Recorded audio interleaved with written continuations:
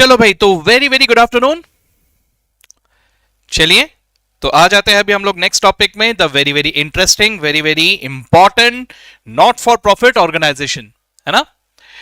Okay, not for profit organisation, ठीक है। अब सबसे पहले मैं यहां पे एक बात बता दूं आप लोगों को कि नॉट फॉर प्रॉफिट ऑर्गेनाइजेशन का नाम सही से लेना, ठीक है।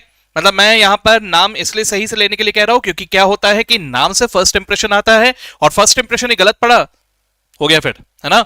तो sir, not for profit organisation, no profit organisation मत कहना इसे। बहुत सारे जन ऐसा कहते हैं, नो प्रॉफिट ऑर्गेनाइजेशन, ऐसा मत कहना। क्यों नहीं कहना सर? नो प्रॉफिट ऑर्गेनाइजेशन का मीनिंग चेंज हो जाता है सर। नो प्रॉफिट ऑर्गेनाइजेशन मतलब वो organisations who can not have any profit, है ना, उनका प्रॉफिट है ही नहीं। अरे भाई, ये वैसे ऑर्गेनाइजेशंस नहीं है, इनके प्रॉफिट है लेकिन इनका इंटेंशन प्रॉफिट कमाने का नहीं है। तो क्या इंटेंशन है सर? अरे भाई, चैरिटी करना, धार्मिक काम करना, सोसाइटी के बेनिफिट के लिए वर्क करना, किसी आर्ट या किसी पर्टिकुलर स्पोर्ट्स या ऐसे किसी चीज को प्रमोट करना। तो इनका प्रॉफिट कमाने का इंटेंशन नहीं है, इनका इंटेंशन कुछ और है, अच्छा काम करना इनका इंटेंशन है, ठीक है। चलो सर, तो ये हमारे तुम्हारे जैसे लोग नहीं है, ये वो लोग हैं जो कुछ अच्छा काम कर रहे हैं। सर, कहने का मतलब क्या, हम अच्छा काम नहीं कर रहे? अरे भाई, हम अच्छा काम कर रहे हैं लेकिन हम लोग लालची लोग हैं रे, हम पैसों के लिए करते हैं जो भी काम करते हैं ना। यस चलो चलो चलो, तो शुरू करते हैं अभी, है ना। Not for profit organisation. सबसे पहली बात, आपको जो मेन बातें मुझे ध्यान में रखने हैं वो क्या ध्यान में रखना है? Number one, the point is no profit motive. मेरा प्रॉफिट कमाने का मोटिव नहीं है। मैं ये नहीं कह रहा हूं कि मैं प्रॉफिट कमा नहीं सकता, मैं ये कह रहा हूं कि मेरा प्रॉफिट कमाने का मोटिव नहीं है, ठीक है। दूसरी बात मुझे ये याद रखना है कि यहां पे फाइनेंशियल स्टेटमेंट्स अलग होते हैं। बात को समझो, एक बहुत ही गलत नोशन अनफॉर्चुनेटली मैंने देखा है कि सोशल मीडिया में वायरल हो रहा है, और वो गलत नोशन हो सकता है आप तक भी पहुंचा हो, तो प्लीज इसको करेक्ट कर लेना। Understand this that the point is कि जैसे हम लोग क्या कहते हैं, अगर एनपीओ की अगर बात करते हैं तो एनपीओ में ऐसा नहीं होता कि जर्नल एंट्री ही नहीं होता, लेजर पोस्टिंग ही नहीं होता, सर कुछ भी नहीं होता। यहां पर सिर्फ रिसिप्ट्स पेमेंट्स बनता है, सिर्फ इनकम एंड एक्सपेंडिचर बनता है, ऐसा कुछ भी नहीं है, ठीक है। प्लीज अंडरस्टैंड, एनपीओ की भी प्रॉपर अकाउंटिंग वैसे ही होती है जैसे किसी और की होती है, बस फर्क सिर्फ इतना है कि इनके ट्रांजैक्शंस थोड़े अलग नेचर के होते हैं, ठीक है। मतलब फॉर प्रॉफिट ऑर्गेनाइजेशन में अगर आप जाओगे तो वहां पे जैसे एक दुकान है, तो दुकान में हम लोग सामान खरीद के रख रहे हैं, फिर उसे बेच रहे हैं, ये सब जो नॉर्मल डीलिंग होते हैं, एनपीओ ऑर्गेनाइजेशन ही इतना डिफरेंट होता है कि इनके ट्रांजैक्शंस वैसे नहीं होते, कुछ अलग होते हैं। तो इनके ट्रांजैक्शंस का नेचर बदलता है, ऐसा नहीं कि जर्नल एंट्री ही बदल जाता है, लेजर पोस्टिंग ही बदल जाता है। भाई वो तो वैसे ही रहेगा ना, यहां पे वो अभी वही होंगे, पर्सनल रियल नॉमिनल अकाउंट, वही रूल अप्लाई होंगे, वैसे ही डेबिट क्रेडिट होंगे। समझे बात को, ठीक है। बस एंड में जो फाइनेंशियल स्टेटमेंट्स बनते हैं वो थोड़े से अलग होते हैं, ठीक है। ओके, इसके अलावा ये भी अक्रूवल बेसिस ही नॉर्मली अडॉप्ट करते हैं। आप लोगों को ये बात याद रखना होगा that accrual is a fundamental accounting assumption. Now, accounting, whether for profit, whether not for profit organization, whatever, normally fundamental accounting assumption is that we are following accrual. तो ये भी अक्रूवल ही अडॉप्ट कर रहे हैं, ऐसा अज्यूम करेंगे unless and until question में specifically इसके बारे में मेंशन्ड हो, ठीक है। यस तो ये सबसे पहली बात हमें ध्यान में रख गया। अब दूसरा, हो सकता है इसके ऊपर हमें थियरी क्वेश्चन पूछा जाए कि sir what is the difference between for profit organisation and not for profit organisation, है ना। तो अगर मैं यहां पे ध्यान से देखूं तो फॉर प्रॉफिट ऑर्गेनाइजेशन में देखो, वहां पे पहले फॉर प्रॉफिट, उसके बाद नॉट फॉर प्रॉफिट। क्या दिखाई दे रहा है? Primary goal for profit organisation, sir clear नाम में ही दिखाई दे रहा है कि profit maximisation is the main intention. कोई भी बिजनेस की बात कर लो, एग्जांपल ले लो एप्पल, है ना, कोई भी एग्जांपल ले लो यार, एप्पल ले लो, रिलायंस ले लो, जियो ले लो, कोई भी ले लो, जो लेना है ले लो, ठीक है। ये सबका मेन इंटेंशन क्या है? प्रॉफिट कमाना, प्रॉफिट को मैक्सिमाइज करना, correct. Not for profit organisation ऐसा नहीं है, इनका होता है fulfilling mission and servicing serving the public good, है ना, मतलब लोगों की भलाई के लिए अच्छा काम करना, ठीक है। That is what is the not for profit organisation. अब वहीं पे फाइनेंशियल स्टेटमेंट्स की अगर बात करूं तो सर हम लोग नॉर्मली देखते हैं trading PNL, balance sheet, and एक स्टेटमेंट बनता है जिसे हम लोग कहते हैं कैश फ्लो स्टेटमेंट। अब यहां एक और अकाउंट बन सकता है, that is manufacturing account, final accounts manufacturing account भी बन सकता है। लेकिन नॉट फॉर प्रॉफिट ऑर्गेनाइजेशन में अगर आप ध्यान से देख रहे हो, यहां पे होता है रिसिप्ट्स एंड पेमेंट्स अकाउंट। उसके बाद क्या दिखाई दे रहा है? Income and expenditure account. Balance sheet दिख रहा है, लेकिन प्लीज अंडरस्टैंड बैलेंस शीट के जो कंटेंट्स होंगे उसमें थोड़े बहुत चेंजेस आएंगे, ठीक है। और उसके अलावा स्टेटमेंट ऑफ कैश फ्लोज, ये भी कंटेंट्स में हल्के फुल्के थोड़े बहुत चेंज आएंगे, होगा बेसिकली सेम। अब एक आम आदमी इसे इस तरह से देखता है, सर मतलब ट्रेडिंग के जगह receipts and payments, pre PNL की जगह इनकम एंड एक्सपेंडिचर, ऐसे ही होगा ना, ऐसा होगा। और हम लोग ऐसा सोचेंगे कि receipts and payments is replacing the trading account, गलत, ऐसा नहीं है। Trading as well as PNL is getting replaced by something called as income and expenditure account. Receipts and payments कुछ और है जो अभी थोड़ी देर में हम लोग आते हैं, ठीक है, ओके। बैलेंस शीट की अगर मैं बात करूं तो जैसे कि मैंने कहा कि कंटेंट्स में कुछ कुछ चेंजेस आएंगे, मतलब होंगे वही लाइबिलिटीज एंड एसेट्स, लेकिन वो लाइबिलिटीज एंड एसेट्स के जो नाम होंगे वो थोड़े बहुत चेंज होंगे। ऑब्वियसली ना, ट्रांजैक्शन ही अगर अलग है, नेचर ऑफ ट्रांजैक्शन ही अलग अगर अलग है, तो अकाउंट के नाम भी तो अलग होंगे ना भाई, और हेंस कैरी फॉरवर्ड होकर बैलेंस शीट पे भी कुछ और नाम दिखाई देंगे, दैट्स इट। लेकिन बेसिक फंडा सेम है, ठीक है। इसके अलावा focus is on profitability for profit organisation, और नॉट प्रॉफिट ऑर्गेनाइजेशन की अगर मैं बात करूं तो आप क्या देख रहे हो वहां पे, accountability, stewardship, impact. What do you mean by that, let me try to explain this. देखो सर क्या होता है, अगर मैं एनपीओ की बात करूं ना, एनपीओ को एज सच अकाउंटिंग, वो लोग तो कुछ अच्छा काम कर रहे हैं, तो अच्छे काम के लिए अकाउंटिंग की क्या जरूरत है भाई साहब। हमारे देश में अच्छे काम के लिए और ज्यादा अकाउंटिंग की जरूरत पड़ती है, क्यों? क्योंकि कोई अगर अच्छा काम कर रहा है ऐसा बोलता है तो सबसे पहले आजू बाजू लोग उस पर विश्वास नहीं करते। समझ रहे हो बात को? अब आप लोगों में ही अगर मैं कह दूं कि आप लोग कुछ अच्छा काम कर रहे हो तो आजू बाजू वाले लोग हंसेंगे सबसे पहले, बोला अच्छा काम, हमको बोल रहा है तू। तो बात को समझने की कोशिश करो यार। ये जो ऐसा कोई मतलब एक छोटा सा एक ऐसा एग्जांपल ले लो, जैसे कोई ऑर्गेनाइजेशन है, ठीक है, ऑर्गेनाइजेशन आपके पास आया, आके बोल रहा है सर हम लोग ना चंदा इकट्ठा कर रहे हैं, आप लोग हमको इतना इतना पैसा दो, इससे ना हम लोग देश की भलाई के लिए खर्च करेंगे, हम स्वयं सो कम्युनिटी की भलाई के लिए खर्च करेंगे, हम स्वयं सो पर्पस कुछ अच्छे काम के लिए खर्च करेंगे, तो आप सब लोग मुझे पैसे दे दो। सबसे पहले जो आपके मन में आएगा वो ये है कि आपको होगा आगे वाले बंदे पे शक, करेक्ट? सर पैसा दे तो दूंगा, लेकिन आप उसे सही से यूज करोगे क्या? ये हम सबकी मेंटालिटी है, करेक्ट है कि नहीं? तो जरा समझने की कोशिश करो, एनपीओ पे शक करने वाले लोग बहुत होते हैं, ऊपर से इस पे टैक्स बेनिफिट्स होते हैं, समझो बात को। एनपीओ को टैक्स बेनिफिट्स मिलते हैं तो सरकार भी शक करता है, बोला भाई तूने ऐसे ही फ्रॉड के लिए, क्योंकि एक्चुअल में मेरा भारत महान 100 में से 99 बेईमान। एक्चुअल में ऐसा होता है कि एनपीओ के नाम से लोग ट्रस्ट बना तो लेते हैं, मोस्टली ये ट्रस्ट वगैरह के फॉर्म में आता है, तो एनपीओ बना तो लेते हैं, लेकिन सर जिस पर्पस के लिए बनाया था वो पर्पस नहीं होता, वो सिर्फ दिखावा होता है, ठीक है। एक्चुअल इंटेंशन होता है उनका टैक्स बचाने का, ठीक है।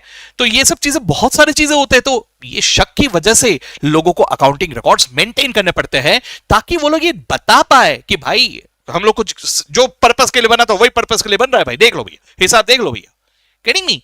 तो उस पर्पस के लिए अकाउंटिंग रिकॉर्ड्स मेंटेन किए जाते हैं, ठीक है। ये हुआ। उसके बाद owner, sir for profit organisation में एक ओनर होता है, और ओनर के लिए हम एक खास अकाउंट बनाते हैं जिसे हम लोग कहते हैं कैपिटल अकाउंट, है ना। अब अलग अलग जगह अलग अलग होगा, जैसे सोल प्रोप्राइटरशिप कंसर्न में इकलौता एक ही ओनर होता है, लेकिन अगर पार्टनरशिप फर्म की बात करें तो एक से ज्यादा ओनर होते हैं, लेकिन हर एक के लिए एक कैपिटल अकाउंट बनता है ना।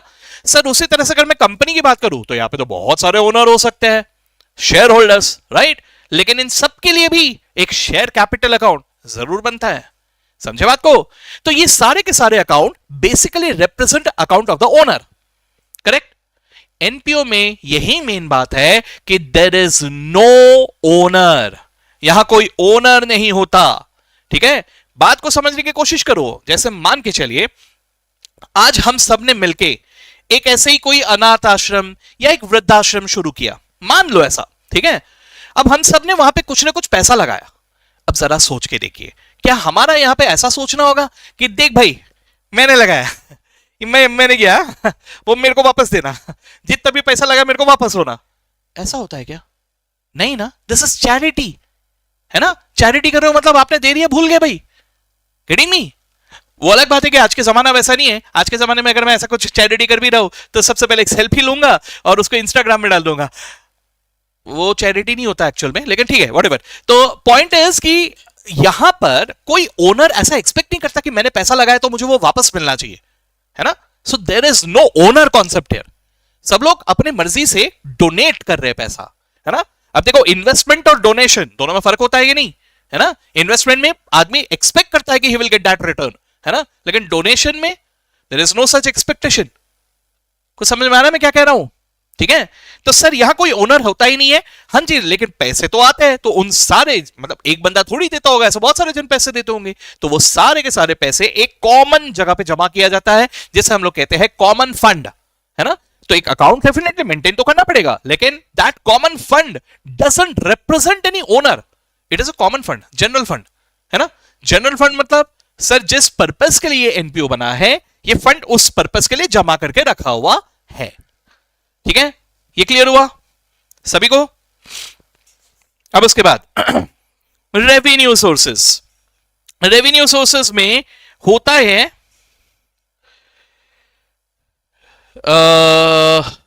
मैं भेजता हूं, ठीक है, I will just send you. मैंने भेजा नहीं शायद से। हाँ जी, हाँ जी, तो यहां पे ये लिखा है कि रेवेन्यू सोर्सेज में जनरली स्पीकिंग सबसे कॉमन सोर्स ऑफ रेवेन्यू होता है सेल्स, ठीक है। लेकिन वहीं पे नॉट फॉर प्रॉफिट ऑर्गेनाइजेशंस की अगर बात करें तो यहां पे डोनेशन मिलता है सर, सरकार की तरफ से ग्रांट मिलता है सर, कई बार कुछ कुछ ऐसे क्लब्स वगैरह बनते हैं फॉर कॉमन पर्पस, तो वहां पे जो मेंबर्स होते हैं उनसे मेंबरशिप फीस लिया जाता है या उनसे सब्सक्रिप्शन लिया जाता है, ठीक है। और उसके अलावा ऐसे देखना कि ये लोग बहुत सारे ऐसे इवेंट्स वगैरह ऑर्गेनाइज करते हैं, है ना, म्यूजिकल शोज, डांस शोज, ये शोज, वो शोज, ऐसे वो सारे शोज से दे जनरेट फंड्स, है ना, फंड रेजिंग। समझ रहे हो बात को? तो ये सब चीजें होते हैं नॉट फॉर प्रॉफिट ऑर्गेनाइजेशन के सोर्स ऑफ रेवेन्यूज, ठीक है। अब ये सब चीजों पे आपको थियरी क्वेश्चन बिल्कुल पूछा जा सकता है, लेकिन कहना ऐसे कि ये सब चीजें कॉमन सेंस मन से बना के लिख के आ सकते हैं हम लोग, है कि नहीं। तो ये हेडर पॉइंट्स बेसिकली याद रखना आपको, बस उसके बाद की सारी चीजें ऑटोमेटिकली आपके दिमाग में अपने मन से बना के लिखना। हाँ, बस अंग्रेजी संभाल लेना, ठीक है। ऑल द बॉयज अंग्रेजी संभाल लेना भाई, है कि नहीं। चलो ठीक है, ये हुआ, ओके, आगे बढ़ जाए अभी। Yes sir. अब इसके बाद अगर मैं बात करूं तो sir accounting records are fully maintained in detail, जैसे journal entries, ledger posting, book keeping records बिल्कुल वैसे के वैसे ही मेंटेन किए जाते हैं, जैसे कि मैंने आपको अभी थोड़ी देर पहले कहा, ठीक है। लेकिन साथ ही साथ मैंने ये भी कहा कि सर फाइनल अकाउंट्स जो बनते हैं ये थोड़े से अलग बनते हैं। कैसे अलग बनते हैं? यहां पर instead of making manufacturing account, trading account, PNL account, वो सब की जगह हम लोग यहां पे क्या बनाते हैं? हम बनाते हैं रिसिप्ट्स एंड पेमेंट्स अकाउंट, हम बनाते हैं इनकम एंड एक्सपेंडिचर, हम बनाते हैं बैलेंस शीट, ठीक है। ये हुआ हमारा फाइनेंशियल स्टेटमेंट्स, जिसमें भी एक एक करके जूम इन करते हैं। सबसे पहले आ जाते हैं रिसिप्ट्स एंड पेमेंट्स अकाउंट में, ठीक है। तो what do you mean by receipts and payments? Let's try to understand this. Sir receipts and payments, सबसे पहले तो एक बार दिमाग से निकाल लेना कि सर ये ट्रेडिंग का रिप्लेसमेंट नहीं है। सर वो ट्रेडिंग का ही दूसरा नाम होता होगा, नहीं है, ठीक है। चलो तो पहले देखते हैं what do you mean by receipts and payments. Very easy sir, receipts and payments is summary of cash book. Receipts and payments क्या है? देखो सबसे पहले एक बात ध्यान में रखना, ये अभी मत पढ़ो, अभी पहले आप लोग मेरी बात पे ध्यान से सुनना मैं क्या कह रहा हूं। सर फाइनल अकाउंट्स का मतलब क्या होता है? सबसे पहले बताओ मुझे, what do you mean bye final accounts, है ना। सर फाइनल अकाउंट्स जो एंड में बनता है सर, ऐसे शॉर्टकट में याद रखने से नहीं चलेगा, फाइनल अकाउंट्स को समझना पड़ेगा, और उसके लिए आप लोगों को अकाउंटिंग के बेसिक डेफिनेशन में जाना होगा। जरा एक बार रिकलेक्ट करने की कोशिश करो, what is the basic definition of accounting? पढ़ा होगा ना कभी। चलिए सोच के देखो। Accounting is an art of recording, classifying and summarising transactions and events, ऐसे ही कुछ था, याद आ रहा है ना? जरा सोचो। Accounting is an art of number 1 recording, recording means journalising, यानी बेसिक रिकॉर्ड कि क्या हुआ, ओके। देन क्लासिफाइंग, क्लासिफाइंग मतलब स्कैटर्ड डेटा को एक जगह पे ले आना, एक information in one place, classification. और उसके बाद क्या बोला? समराइजिंग।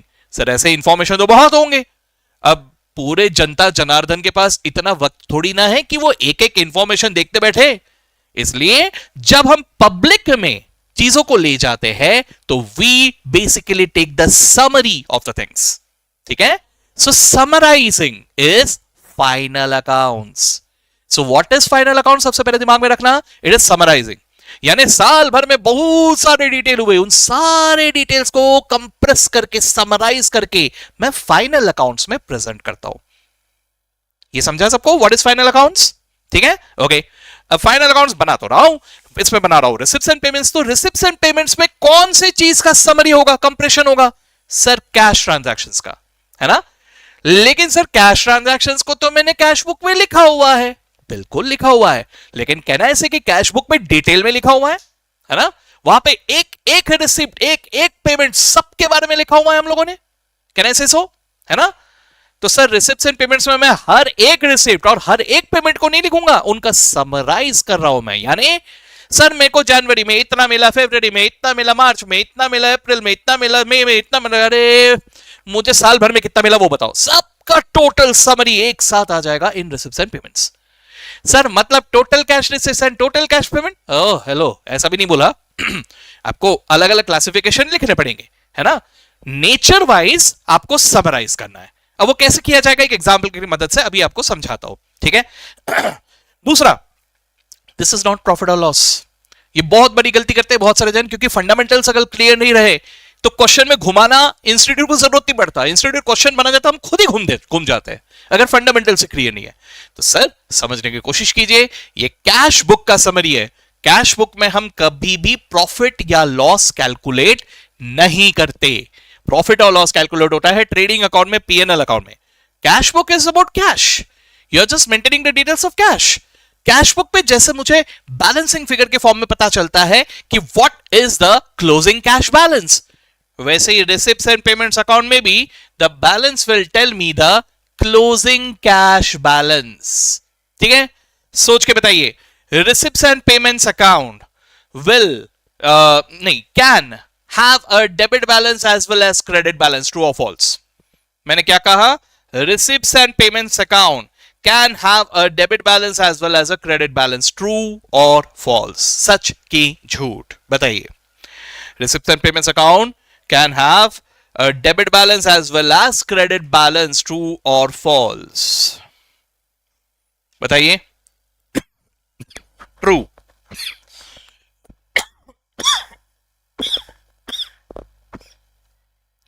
सभी लोग ट्रू कह रहे हो? चलो अभी देखते हैं। सर अगर मान के चलिए रिसिप्ट्स एंड पेमेंट्स अकाउंट में क्रेडिट बैलेंस है तो हम उसे कहेंगे excess of income over expenditure, true और फॉल्स?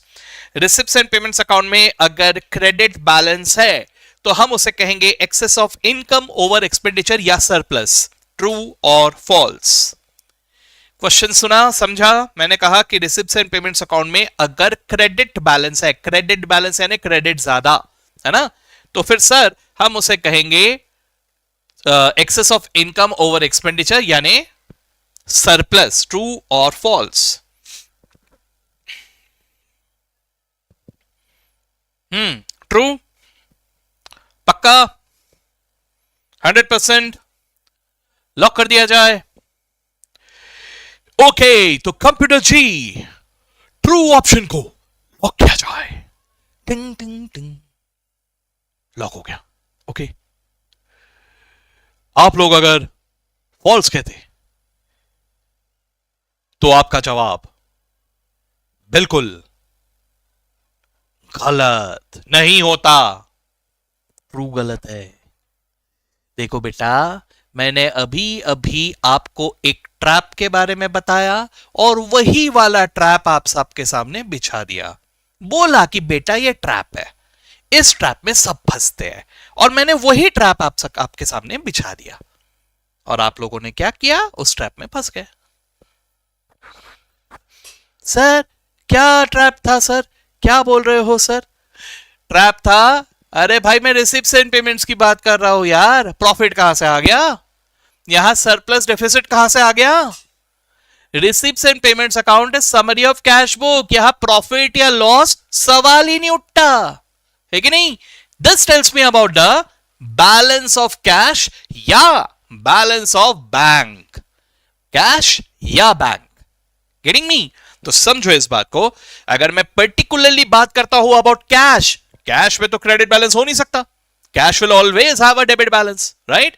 सो अगर कैश स्पेसिफिक बोलूं तो रिसिप्ट्स एंड पेमेंट्स में क्रेडिट बैलेंस तो हो ही नहीं सकता। It has to have always a debit balance. हाँ, लेकिन अगर मैं बैंक की बात करूं, बैंक में ओडी भी होता है सर, है ना?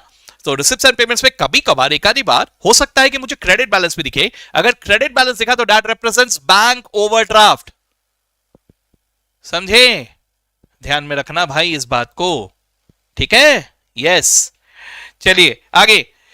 This is often considered as starting point for income and expenditure account, क्योंकि नॉर्मली हमें क्वेश्चन में यही दिया रहता है। अब क्वेश्चन में तो वैसे तो बहुत सारी चीजें दिए रहेंगे, जैसे ट्रायल बैलेंस भी दिया रह सकता है देने के लिए, ठीक है, लेकिन अक्सर हमें रिसिप्ट्स एंड पेमेंट्स दिया रहता है, जिसको बेस रखते हुए अलॉन्ग विद सम एडजस्टमेंट्स हम लोग बनाते हैं हमारा इनकम एंड एक्सपेंडिचर या बैलेंस शीट। ठीक है, ये बात गया सबके दिमाग में? ठीक है सर, तो रिसिप्ट्स एंड पेमेंट्स अकाउंट हम लोग को क्यों बनाना पड़ता है? क्यों बनाना पड़ता है?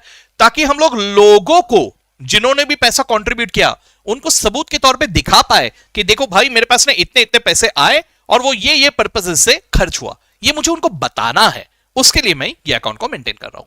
ठीक है, आप लोग एक सिंपल सा एग्जांपल सोच के देखो, जैसे मान के चलो ऐसे ही सोसाइटी में आपस कोई तो भी एक कॉमन कुछ तो भी प्रोग्राम हो रहा है, any kind of a programme, ठीक है, तो ये प्रोग्राम जैसे डांडिया खेला जा रहा है, डांडिया के लिए सब लोगों से पैसे कलेक्ट किए गए और वो पूरा ऑर्गेनाइज किया गया। ठीक है, अब आप सबको तो शक होगा ही अपने मतलब ऑर्गेनाइजिंग कमिटी जो भी है उन लोगों पे कि भाई ये लोग सही से खर्च कर रहे हैं कि नहीं कर रहे हैं कि नहीं, तो वो सबसे पहले आपको दिखाएंगे रिसिप्ट्स एंड पेमेंट्स। तो देखो भाई हमारे पास कितने कितने पैसे आए, इनके पास से इतना, उनके पास से इतना, ये अलग अलग जगहों से इतने इतने पैसे आए, और ये जो पैसे आए वो कौन से जगह पे खर्च किया सर डीजे में इतना खर्च हुआ, ये स्नेक्स में इतना, स्नेक्स बोल रहा हूं सॉरी, स्नैक्स में इतना खर्च हुआ, है ना।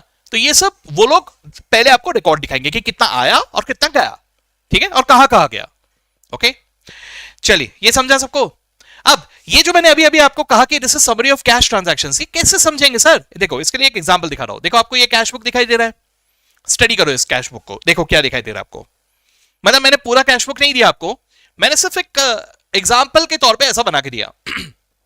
देखो आपको 3 मार्च को सब्सक्रिप्शन रिसीव दिखाई दे रहा है 1000 रुपए, है ना। उसके अलावा 4 अप्रैल को मुझे सब्सक्रिप्शन रिसीव दिखाई दे रहा है 1500 रुपए, फिर 2 मई को सब्सक्रिप्शन रिसीव दिखाई दे रहा है 2000 रुपए, फिर 4 जून को सब्सक्रिप्शन रिसीव दिखाई दे रहा है 2250। अभी अलग अलग डेट पे मिला है, बट कहने से कि सब अल्टीमेटली सब्सक्रिप्शन ही है कि नहीं, ऐसा है ना। तो सर मैं क्या करूंगा, ये पूरे साल भर का कैश बुक बन जाने के बाद एंड में बनाऊंगा रिसिप्ट्स एंड पेमेंट्स। अब मैंने साल भर का कैश बुक आपको दिया नहीं है, मैंने ऐसे सैंपल बेसिस से आपको देके रखा है समझने के लिए, इतने से काम हो जाएगा हमारा।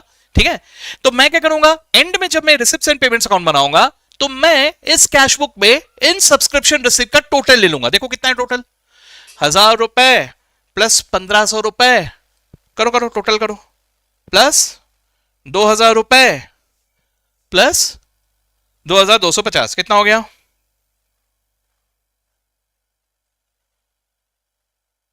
6750, है कि नहीं?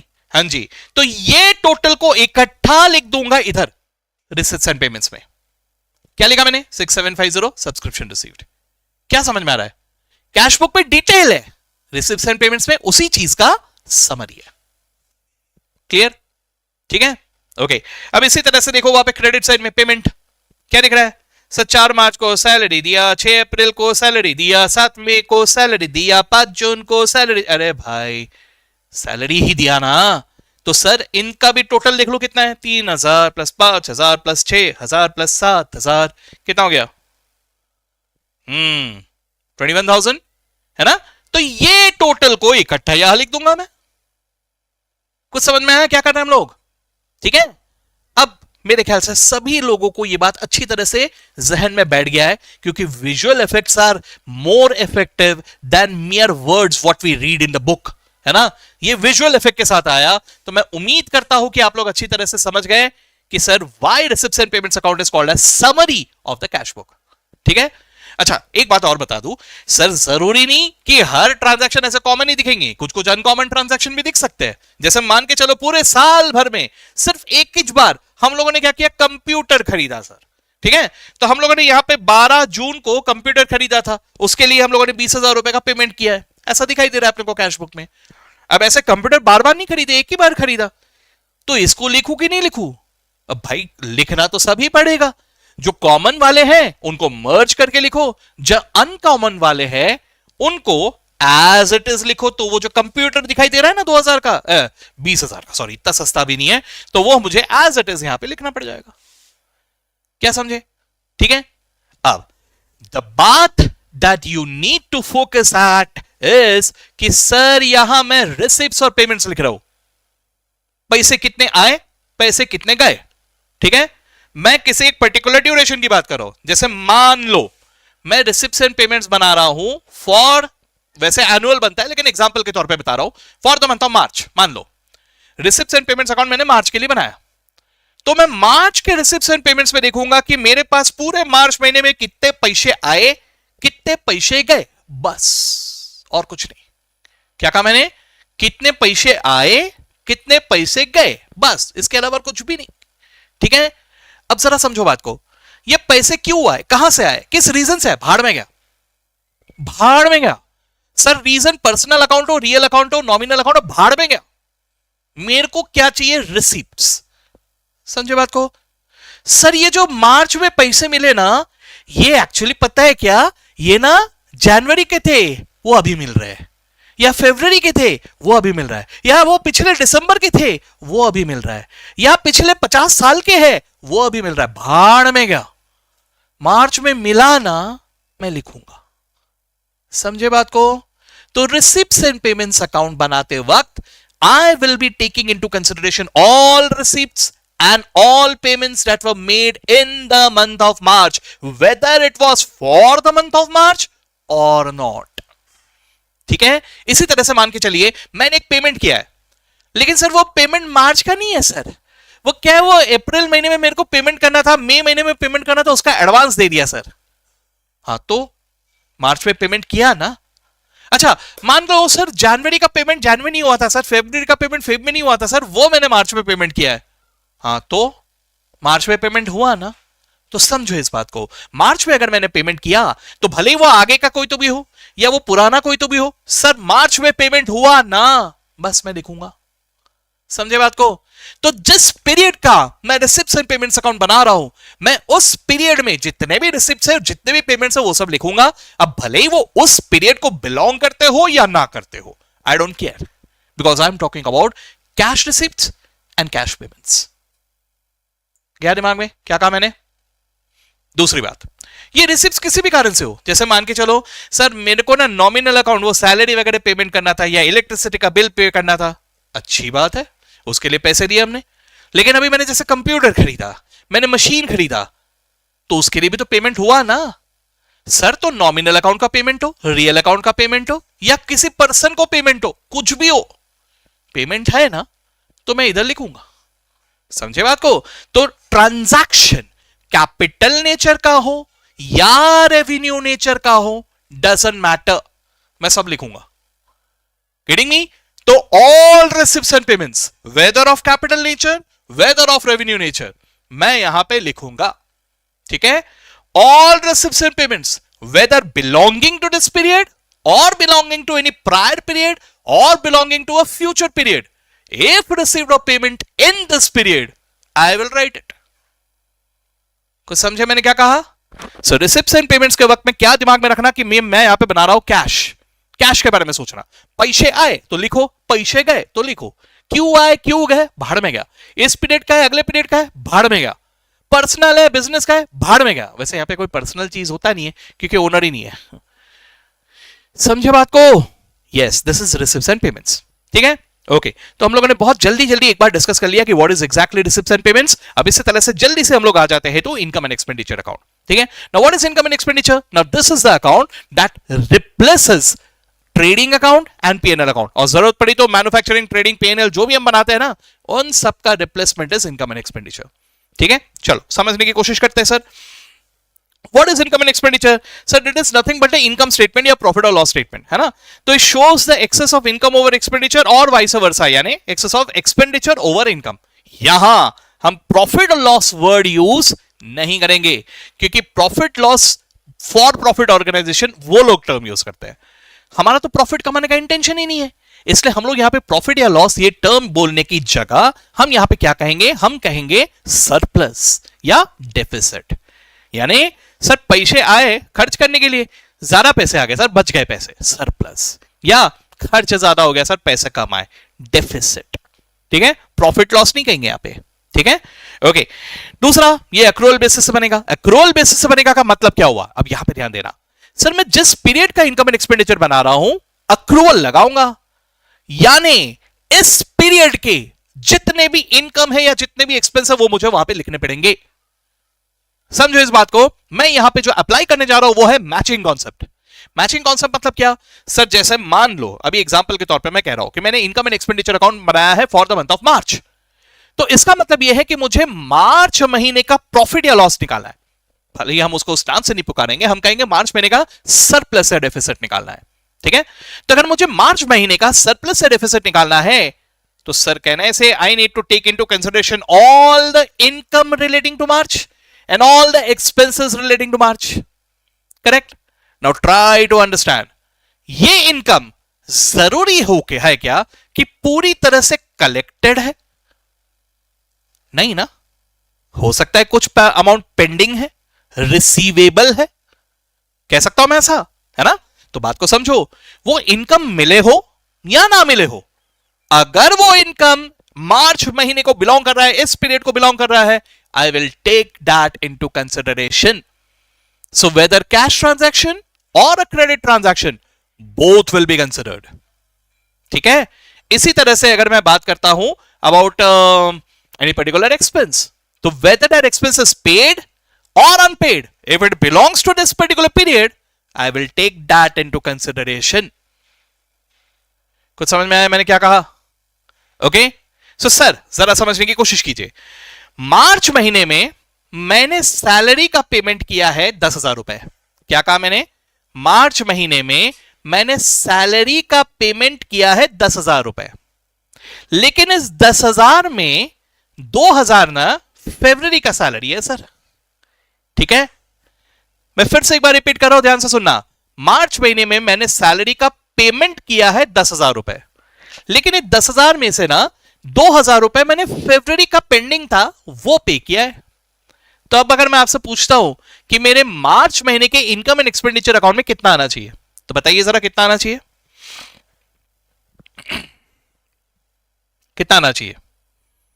क्वेश्चन समझा ना सबको? बताओ। मार्च महीने के इनकम एंड एक्सपेंडिचर में आना चाहिए पूरे पूरे पूरे बोल रहा हूं, पूरे। क्वेश्चन समझा कि नहीं समझा? बताओ भाई,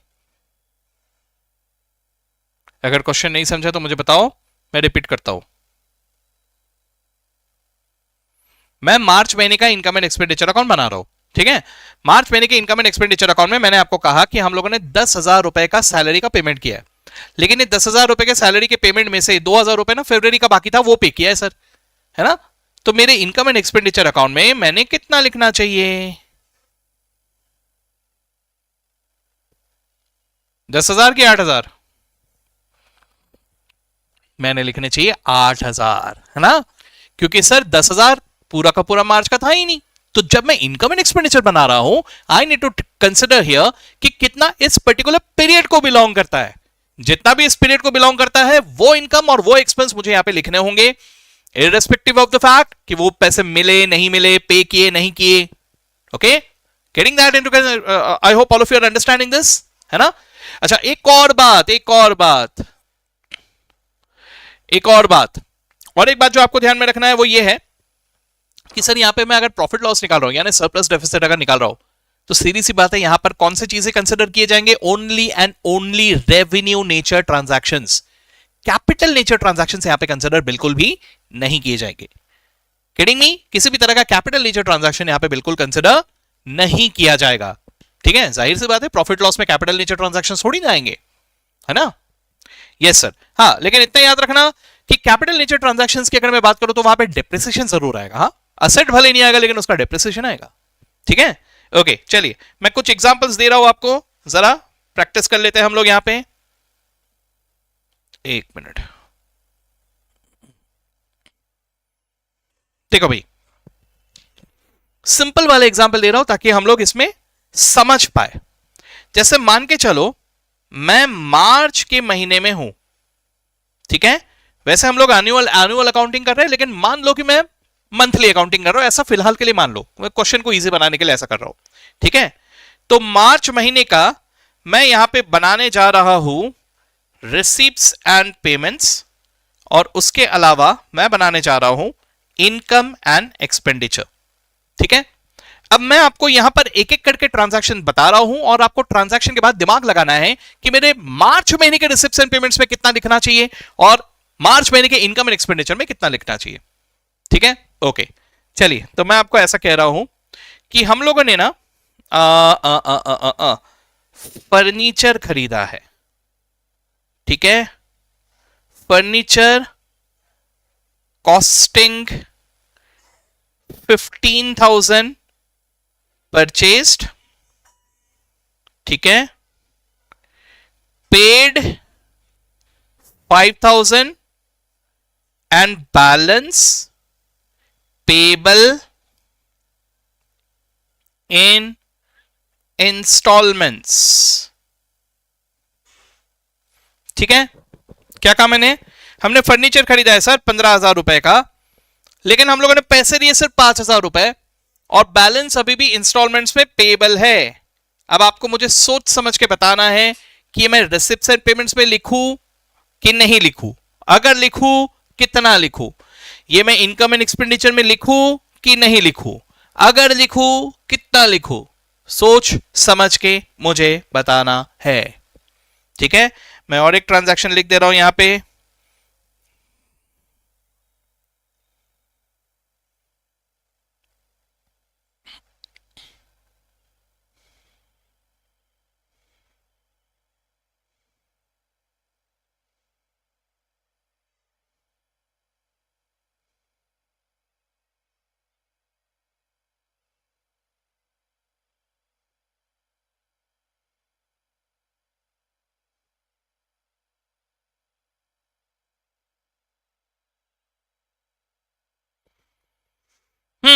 रिसिप्ट्स एंड पेमेंट्स में 5,000 रुपए लिखे जाएंगे और इनकम एंड एक्सपेंडिचर अकाउंट में नहीं आएगा। सब लोग एग्री करते हो? पहला वाला point. Sir, receipts and payments account में सिर्फ रिसिप्ट्स और पेमेंट्स आते हैं। To be specific, debit side represents receipts and credit side represents payment, exactly cash की तरह। ठीक है, तो सर मैं यहां पे देखूंगा कि कोई पैसा आया क्या, कोई पैसा गया क्या। सर यहां पे तो पैसा गया, तो कितना पैसा गया? बस वही रिसिप्ट्स एंड पेमेंट्स में आएगा। पैसा 15,000 गया क्या? नहीं ना। कितने पैसे गए? 5,000 गए। तो सर पेमेंट साइड में यहां पे लिखा जाएगा 5,000 बस। ठीक है, फॉर द फर्स्ट ट्रांजैक्शन। ठीक है, अब उसी तरह से अगर मैं रेंट की बात करता हूं, अच्छा सॉरी एक मिनट, पहले ट्रांजैक्शन में फर्नीचर खरीदा, इनकम एंड एक्सपेंडिचर में आएगा? सर जी फर्नीचर खरीदा है, असेट खरीदा है, तो असेट खरीदा तो मेरे इनकम और एक्सपेंडिचर में बिल्कुल भी नहीं आएगा, है ना, क्योंकि it is not anything relating to profit और लॉस। ठीक है, ओके। अब इसी तरह से अगर मैं रेंट पेड की बात करता हूं, रेंट कितना पे किया हम लोगों ने? 20,000 रुपए पे किया सर। अच्छा, पे तो किए सर, तो रिसिप्ट्स एंड पेमेंट्स में कितना आएगा और इनकम एंड एक्सपेंडिचर में कितना आएगा? सोच समझ के। रिसिप्ट्स एंड पेमेंट्स में आएंगे 20,000 रुपए एंड इनकम एंड एक्सपेंडिचर में आएंगे 15,000। Agree all of you? Receipts and payments में 20,000 रुपए और इनकम एंड एक्सपेंडिचर में 15,000। एग्री कर रहे हो? चलो देख लेते एक बार। सर रिसिप्ट्स एंड पेमेंट्स, नाम से ही समझ में आ रहा है is about receipts and payments. पैसे आए कि पैसे गए? तो सर यहां पे क्या दिखाई दे रहा है? सेंटेंस में क्या दिखाई दे रहा है? Rent paid. रेंट पेड किती पे केले? 20,000 पेड, बरोबर। तो सर यहां पे मेरे को 20,000 रुपए का पेमेंट दिखाना पड़ेगा। देयर इज अ पेमेंट ना, तो पेमेंट तो दिखाना पड़ेगा, है ना। अब दूसरी बात, rent is it any expense और income? Is it a nominal account? हाँ जी सर, बिल्कुल, rent is a nominal account, है ना। तो सर इनकम एंड एक्सपेंडिचर में एक बहुत ही सिल्ली वाला जो एक गलती होता है, और वो गलती ना कोई जानबूझ के नहीं करता लेकिन हो जाता है। ठीक है, और वो क्यों होता है पता है? क्योंकि नाम में क्या लिखा है? इनकम एंड एक्सपेंडिचर, है ना। तो हमें क्या लगता है? इनकम एंड एक्सपेंडिचर, तो डेबिट में इनकम, क्रेडिट में एक्सपेंस, क्योंकि आई पहले और ई बाद में, है ना। लेकिन ऐसा नहीं है। Debit side represents expenditure, credit side represents income. ये बहुत बड़ा गलती है भैया। हम गलती से पूरा उल्टा लिख के आ जाते हैं। सरप्लस को डेफिसिट और डेफिसिट को सरप्लस बना के आ जाते हैं। तो ये प्लीज ध्यान में रखना, ठीक है। ओके, तो debit side represents expenditures, credit side represents income. तो ये क्या है? रेंट पेड, एक्सपेंडिचर, है ना। तो सर इनकम एंड एक्सपेंडिचर के वक्त I am not writing about receipt of payment, I am writing about expense और इनकम, राइट। सो सर ये रेंट है ना, एक्सपेंस है, लेकिन expense for the month of March. तो सर देखिए हम लोगों ने मार्च में 20,000 पे तो किए, लेकिन इसमें से 2,000 जैन का था और 3,000 फेब का था, मतलब वो मार्च का नहीं था। As simple as that. तो सर वो 20,000 में से ये 5,000 हटाना पड़ेगा, यानी यहां पे मैं रेंट कितना लिखूंगा, 15,000। ये क्लियर हुआ? ठीक है, पक्का? एक लास्ट, एक और देखते हैं अभी। सर सब्सक्रिप्शन रिसीव किया है मार्च महीने में ₹50,000, ठीक है। दिस इंक्लूड्स 7,000 फॉर फेब, ठीक है, and 4,000 for April,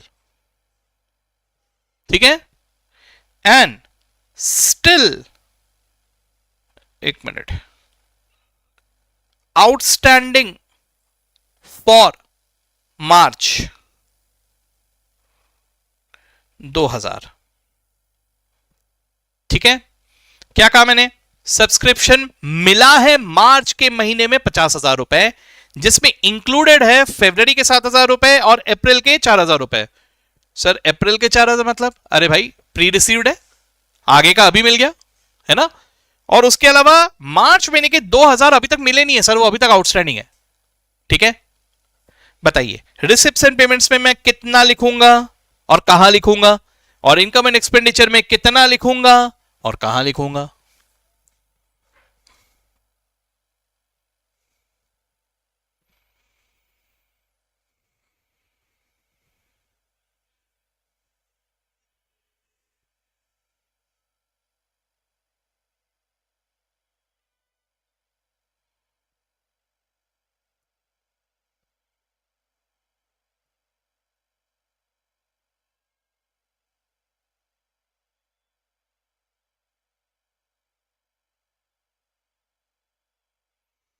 $50,000 receipts and payments में,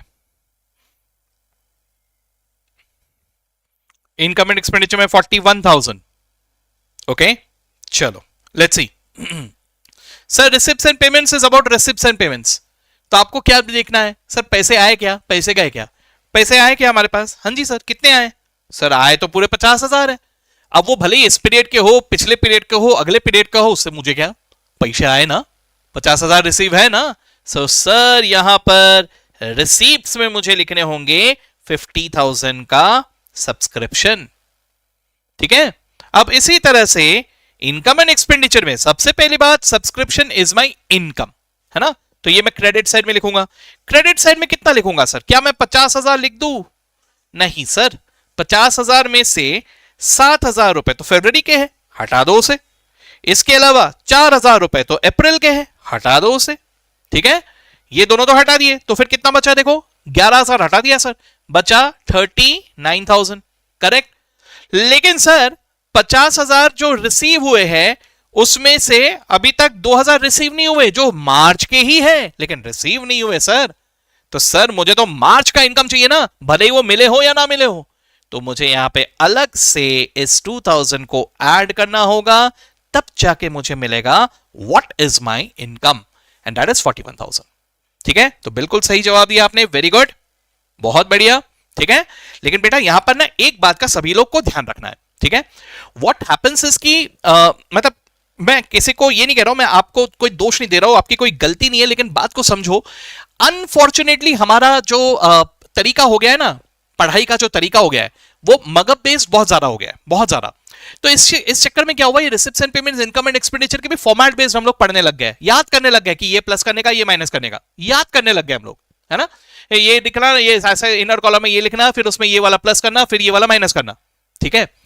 अब इस तरीके की वजह से आईसीएआई के लिए बहुत इजी होता है आपको घुमाना, है ना, क्योंकि आईसीएआई ये जानता है कि भाई आप लोग इसके बारे में जरा दिमाग नहीं लगा रहे हो, आप याद करके आ रहे हो, तो वो प्लस माइनस साइन को लेकर आपको घुमाते हैं, और वो घुमाते हैं तो हमारे लिए ये बन जाता है, भाई साहब ये तो बहुत ही हार्ड वाला वर्किंग नोट है यार, ठीक है। तो इसका एक सिंपल सा इलाज है, क्या इलाज है कि इसको मगअप मत करो, अब प्लस माइनस याद मत करो, आप लोग थोड़ा सा दिमाग लगाओ, क्योंकि this is not a rocket science. ये कोई बहुत ही पीएचडी लेवल का बहुत ही भयंकर कुछ तो भी है, ये कर लिया तो मेरे को तो नोबेल प्राइज मिलने वाला है, अरे नहीं है यार। एकदम छोटा सा सिंपल सा चीज है जिसपे बस थोड़ा सा मेहनत करना पड़ेगा। अब वो थोड़ा सा मेहनत को स्किप करते हुए हम लोग इसको इतना भारी बना देते हैं। मत करो, ठीक है, इस मेहनत को स्किप मत करो, थोड़ा सा कोशिश कर लो, थोड़ा सा कष्ट कर लो, फायदा होगा, ठीक है। हाँ जी, तो यहां पर इसको दिमाग लगाओ। आप क्या कर रहे हो सर, 50,000 मिला तो है, लेकिन मुझे देखना है कि इस महीने का कितना है ना। तो सबसे पहले मैंने यहां पे देखना है कि सर 2000 उस 50 में नहीं है, क्योंकि वो रिसीव्ड है। 2000 इसी महीने का है, लेकिन उस पर रिसीव नहीं है ना, तो वो 2000 मुझे अलग से ऐड करना पड़ेगा। बाकी इसमें 7000 और 4000 इंक्लूडेड है जो इस महीने के नहीं है सर, तो उसको मैंने हटा दिया। Kidding me? लॉजिकली उसको याद रखो, ऐसा मत करो कि प्लस माइनस याद कर लो। क्लियर? Yes sir. तो ये हुआ हमारा receipts and payments and income and expenditure. उम्मीद करता हूं कि अभी सबके दिमाग में गया कि क्या होता है इनकम एंड एक्सपेंडिचर, है ना। अब income and expenditure account is the summary of all nominal accounts. Sir final accounts बोल रहा हूं, मतलब final accounts is basically summary, बरोबर। तो income and expenditure is summary of all the nominal accounts made in your ledger, ठीक है। Sir nominal accounts का summary बोले तो लेट्स ट्राई टू अंडरस्टैंड। देखो यहां पे नाम भले अलग हो गए, जैसे सब्सक्रिप्शन, डोनेशन, लेकिन होंगे तो सही सर यहां पर भी नॉमिनल अकाउंट्स, है ना। अब nominal accounts is basically about expenses and income, correct. तो अलग अलग नाम से यहां पे एक्सपेंस के अकाउंट बनेंगे और इनकम के अकाउंट बनेंगे, ठीक है। Now can I say that expenses typically have a debit and income typically have a credit? ऐसे ही होता है, करेक्ट। तो मैं क्या करूंगा, ये सब जो मैंने बना के रखे एक्सपेंस और इनकम, ये क्यों बना के रखा सर? ये बनाया है बेसिकली टू कैलकुलेट सरप्लस और डेफिसिट, है ना। तो मैं ईयर एंड में एक खास अकाउंट बना रहा हूं, इनकम एंड एक्सपेंडिचर अकाउंट, ठीक है। अब मैं क्या कर रहा हूं, देखो ये सारे अकाउंट के बैलेंसेस को इधर ट्रांसफर कर दे रहा हूं। देखो एक्सपेंसेस को मैंने ट्रांसफर करके कहां ला लिया, इनकम एंड एक्सपेंडिचर के डेबिट में। व्हाट यू सी, एक्सपेंसेस को क्रेडिट किया सर और इनकम एंड एक्सपेंडिचर को डेबिट किया, यानी बकायदा मैं जर्नल एंट्री पास कर रहा हूं, income and expenditure account debit to the respective expenses. कुछ समझे? इसी तरह से अगर ये इनकम अकाउंट दिख रहा है आपको, इनकम में क्या दिखाई दे रहा है आपको, क्रेडिट बैलेंस दिखाई दे रहा है, तो वो क्रेडिट बैलेंस को मुझे ट्रांसफर करके कहां लेके आना है, इनकम एंड एक्सपेंडिचर में लेके आना है। तो क्या कैसे लेके आऊंगा, देखो इनकम में तो क्रेडिट पड़ा हुआ है, तो मैं इनकम रेस्पेक्टिव इनकम के अकाउंट को करूंगा डेबिट और उनको ले आऊंगा इनकम एंड एक्सपेंडिचर अकाउंट के क्रेडिट में। ऐसे कुछ करूंगा ना। अब ऐसे बहुत सारे एक्सपेंसेस और इनकम के अकाउंट होंगे, उन सबको मैं क्लोज कर रहा हूं। What I am doing is I am closing them and I'm transferring them to the income and expenditure account. कुछ समझे मैंने क्या कहा?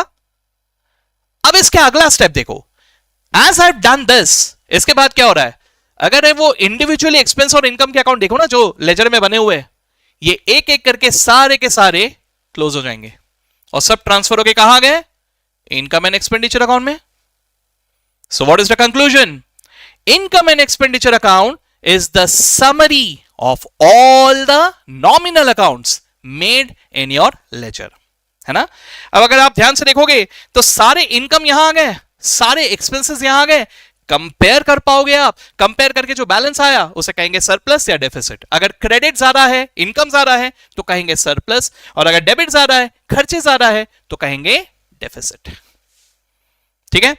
ये अगर लिखना चाहते हो तो इसको लिख लो, मैं बस 5 मिनट के वापस से रिज्यूम कर रहा हूं, ठीक है। चलो रिकॉर्डेड जो लोग देख रहे हो वो लोगों ने सुना होगा कि 5 मिनट में रिज्यूम कर रहा हूं, तो मैंने पॉज कर दिया था, आप लोग इमीडिएटली रिज्यूम कर रहे हो, है ना। चलो यस सर, यहां तक सबको समझ में आ गया क्या किया हम लोगों ने, रिसिप्ट्स एंड पेमेंट्स और इनकम एंड एक्सपेंडिचर में खास जो डिफरेंस है ये उम्मीद करता हूं सब लोगों को समझ में आ गया, है ना। ओके आगे बढ़ते हैं अभी। अब इसके बाद जो आता है वो आता है balance sheet. Next is balance sheet. The balance sheet is balance sheet, वो वैसे ही है ना, बस यहां पे थोड़े से नाम बदल जाएंगे, है ना। तो चलिए, balance sheet is basically what, it is about carry forwards. Balance sheet is actually about carry forwards. Balance sheet is simply balances का शीट, है ना। तो जो अलग अलग अकाउंट बने हुए हैं उनमें जो भी बैलेंसेस है वो हम बैलेंस शीट में लिखते हैं, है ना। तो बैलेंस का मतलब क्या हुआ सर, वो account is not yet complete, तो मैं उस अकाउंट को क्या करूंगा, कैरी फॉरवर्ड करूंगा सर अगले साल, है ना। तो जो भी अकाउंट इस साल से अगले साल कैरी फॉरवर्ड हो रहे हैं विथ अ बैलेंस, ये सब लिखे जाएंगे in the balance sheet, as simple as that, है ना। तो सर बैलेंस शीट वैसे ही है जैसा नॉर्मली होता है, यहां पर भी वही एसेट्स लिखे जाएंगे, वही लाइबिलिटीज लिखे जाएंगे, वही कैश बैंक बैलेंसेस लिखे जाएंगे, वही सब चीजें लिखे जाएंगे। बस इतना याद रखना कि सर यहां जो अकाउंट होता है कैपिटल, वो कैपिटल की जगह होगा कैपिटल फंड, ठीक है। और उसके अलावा भी यहां पे बहुत सारे अलग अलग तरह के फंड्स के अकाउंट बिल्कुल बन सकते हैं। फंड्स, है ना, मतलब क्या हुआ सर, अलग अलग पर्पसेस के लिए मेरे पास पैसे आए हैं जिसको मुझे खर्च करना है for that particular reason. Like say for example हम एक स्पोर्ट्स क्लब है, ठीक है। स्पोर्ट्स क्लब क्या करता है, हर साल एक टूर्नामेंट ऑर्गेनाइज करता है या हर क्वार्टर में एक टूर्नामेंट ऑर्गेनाइज करता है, एज द केस में भी, है ना। तो हमारे पास फंड्स आते रहते हैं सर, अब वो फंड्स को मैंने जमा करके रखा है, क्यों, क्योंकि मैं उसे उस टूर्नामेंट के लिए खर्च करने वाला हूं। हो सकता है ऐसा, या ऐसे और भी एग्जांपल्स हो सकते हैं, कोई म्यूजिकल या आर्ट्स रिलेटेड कोई ऐसा हमारा एक क्लब है, तो वहां पर भी हमारे पास फंड्स आ रहे हैं sir. Now we organize an annual program, बहुत बड़े लेवल पे होता है वो, तो वो जो भी आ रहा है वो हम लोग वहां पर उसके लिए रखे जा रहे हैं। या मान के चलो हम लोग एनुअली कुछ कॉम्पिटिशंस रखते हैं, स्कॉलरशिप्स रखते हैं, जहां पे प्राइजेस दिए जाते हैं, उसके लिए हमारे पास फंड्स आ रहे हैं। समझ रहे हो मेरी बात को मैं क्या कह रहा हूं। तो ऐसे अलग अलग तरह के फंड्स के अकाउंट भी यहां पर बन सकते हैं, ठीक है। यूजुअली स्पीकिंग एनपीओ में इन्वेंट्री नहीं के बराबर होता है। मैंने ये नहीं कहा कि नहीं होता है, मैंने कहा नहीं के बराबर होता है, ठीक है, क्योंकि ये कुछ खरीद के बेच नहीं रहे। हाँ, हालांकि बिल्कुल हो सकता है सर, ऐसे कभी कभार हो सकते हैं कि हमारे पास भी इन्वेंट्री हो। एग्जाम्पल के तौर पे जरा सोच के देखो, जैसे आप क्लब्स वगैरह में आप लोगों ने भी देखा होगा, अगर आप लोग कोई क्लब के मेंबर हो तो आपने वहां पे जाके देखा होगा कि यहां पर भी कैसा होता है, फूड आइटम्स वगैरह वो लोग रखते हैं, पैक्ड फूड वगैरह, है ना, या पैक्ड ड्रिंक्स वगैरह, सॉफ्ट ड्रिंक्स रखते हैं, है ना। हाँ जी, तो वहां जाके ऐसी बाइंग एंड सेलिंग मतलब वहां पे हो सकता है ना, मतलब रखा जाए ऐसा, तो ये सब चीजों का स्टॉक वहां पे बिल्कुल रखा जा सकता है, क्वाइट पॉसिबल, है ना। तो सर ये सब चीजें जो रहेंगे वो बैलेंस शीट पे आ जाएंगे बिल्कुल, लेकिन ऐसे थोड़े रेयर होते हैं, बहुत ज्यादा कॉमन हमें दिखते नहीं है वहां पे, ठीक है। यूजुअली यहां पर डेटर्स अकाउंट नाम का चीज नहीं होता, क्योंकि डेटर नहीं होते ना सर, हम लोग बेच थोड़ी ना रहे किसी को। हाँ, लेकिन सब्सक्रिप्शन रिसीवेबल ये जरूर हो सकता है। One of the major assets in case of NPO can be investments. इनकी पीपीएनई से ज्यादा शायद इन्वेस्टमेंट्स हो। अब सोच के देखो, ऐसे रिलीजियस संस्था है, ठीक है, जैसे मंदिर है, मस्जिद है, चर्च है, गुरुद्वारा है, ऐसा कोई भी है, ऐसा कुछ भी एक सोच लो, ठीक है। तो सर यहां पे काफी कम्युनिटी लेवल में अच्छे खासे पैसे आते हैं, है कि नहीं। अब वो जो पैसे आए, इतने पैसे खर्च तो होने वाले हैं नहीं, हमें तो जरूरत नहीं है इतने पैसों की, तो हम लोग क्या करेंगे, इसको इन्वेस्ट करके रख देंगे। अब वो इन्वेस्ट जो किया उससे इंटरेस्ट बहुत बढ़िया आता है हमारे पास, तो वो interest can be one of the income. अब interest receivable is income as well as an asset, है ना। तो ये सारी चीजें हमारे बैलेंस शीट पे मुझे लिखने पड़ेंगे। क्लियर, चलो बड़े आगे अभी, yes, that is balance sheet, okay. Balance sheet को जरा मैं समझाने की कोशिश करता हूं अगर आपको, तो ये क्या होता है जरा देखो अभी क्या हो रहा है। सर मैंने यहां पे बना लिया personal account and real account, ठीक है। तो पर्सनल अकाउंट और रियल अकाउंट को मैं कैरी फॉरवर्ड कर रहा हूं, नॉमिनल अकाउंट्स को तो मैं कैरी फॉरवर्ड नहीं कर रहा हूं ना, लेकिन सर पर्सनल और रियल अकाउंट्स को बिल्कुल कैरी फॉरवर्ड किया जाएगा। कैन आई से सो? तो सर जरा सोच के देखो, पर्सनल अकाउंट मतलब क्या सर, किसी पर्सन से या तो पैसे रिसीवेबल है या तो किसी पर्सन को पैसे पेएबल है, दो में से कोई एक, है ना। तो ये होंगे तो in the form of receivable payable होगा। क्या करूंगा सर, इन्हें कैरी फॉरवर्ड करूंगा मैंने, गेटिंग मी। इसी तरह से रियल अकाउंट है, कैश बैंक है या कोई भी इन्वेस्टमेंट है, उस पे अभी भी बैलेंस बचा हुआ है, तो मैं क्या करूंगा सर, इन्हें भी कैरी फॉरवर्ड करूंगा। So these balances are never closed, unlike nominal accounts. Nominal accounts get closed at the end of the year, लेकिन ये अकाउंट्स क्लोज नहीं होते, ये अकाउंट कैरी फॉरवर्ड होता है, ठीक है। तो देखो सर, यहां पर अगर मैं पर्सनल अकाउंट्स का ऐसी एग्जांपल लूं तो it can be receivable, it can be payable, as the case में भी। और रियल अकाउंट बोले तो असेट्स, क्लियरली, ठीक है। तो सर मैं क्या कर रहा हूं, जरा सोच के देखिए, रिसीवेबल है मतलब इसमें होगा डेबिट बैलेंस, पेएबल है मतलब इसमें होगा credit balance, assets always will have a debit balance. मुझे इन सबको क्या करना है सर, कैरी फॉरवर्ड करके ले जाना है to the next accounting period, ठीक है। तो नेक्स्ट अकाउंटिंग पीरियड में क्या होंगे, the same accounts will be carried forward and will be brought forward here. तो सर वो बैलेंसेस भी तो लाने पड़ेंगे ना, तो उसके लिए क्या किया जाता है जरा ध्यान से देखना। जिन अकाउंट्स में डेबिट पड़ा है उन्हें क्रेडिट करूंगा और अगले साल डेबिट में ला लूंगा। देखो कैसे हो रहा है, देखो ध्यान से देखना, what I am doing here. Receivable में डेबिट पड़ा हुआ है, वहां मैं कर रहा हूं क्रेडिट, और वहां लिखूंगा बैलेंस कैरीड फॉरवर्ड। और उसे वापस ले आऊंगा कहां, उसी अकाउंट में ऑन द डेबिट साइड, यहां कहूंगा बैलेंस ब्रॉट फॉरवर्ड। इसलिए आप लोग हमेशा ऑब्जर्व करना कि closing balances are always written on the opposite side and opening balances are written in the correct side. ठीक है, अब इसी तरह से देखो वहां पे पेबल, पेबल में क्रेडिट बैलेंस पड़ा हुआ है, तो मैं क्या करूंगा, उसे कैरी फॉरवर्ड करूंगा। कैसे? By credit, sorry debiting it on that year, है ना, वहां लिखूंगा balance carry forward and crediting it back in the next year, लिखूंगा वहां पे बैलेंस ब्रॉट फॉरवर्ड। ठीक है, नाउ प्लीज अंडरस्टैंड, यहां कैपिटल फंड नामक एक अकाउंट आएगा that though is not payable to any owner but it is definitely payable ना, मतलब खर्च तो करना है ना फॉर द कॉमन फंड, ऐसा थोड़ी कि जमा करके रख देंगे हम लोग। जिस पर्पस के लिए हम लोगों ने इस ऑर्गेनाइजेशन को बनाया है उस पर्पस के लिए उसे खर्च तो करना पड़ेगा ना इन फ्यूचर, तो उसके लिए भी यही वाला रूल लगेगा, वो भी क्रेडिट बैलेंस ही कैरी फॉरवर्ड हो गया, अगले साल ब्रॉट फॉरवर्ड होगा।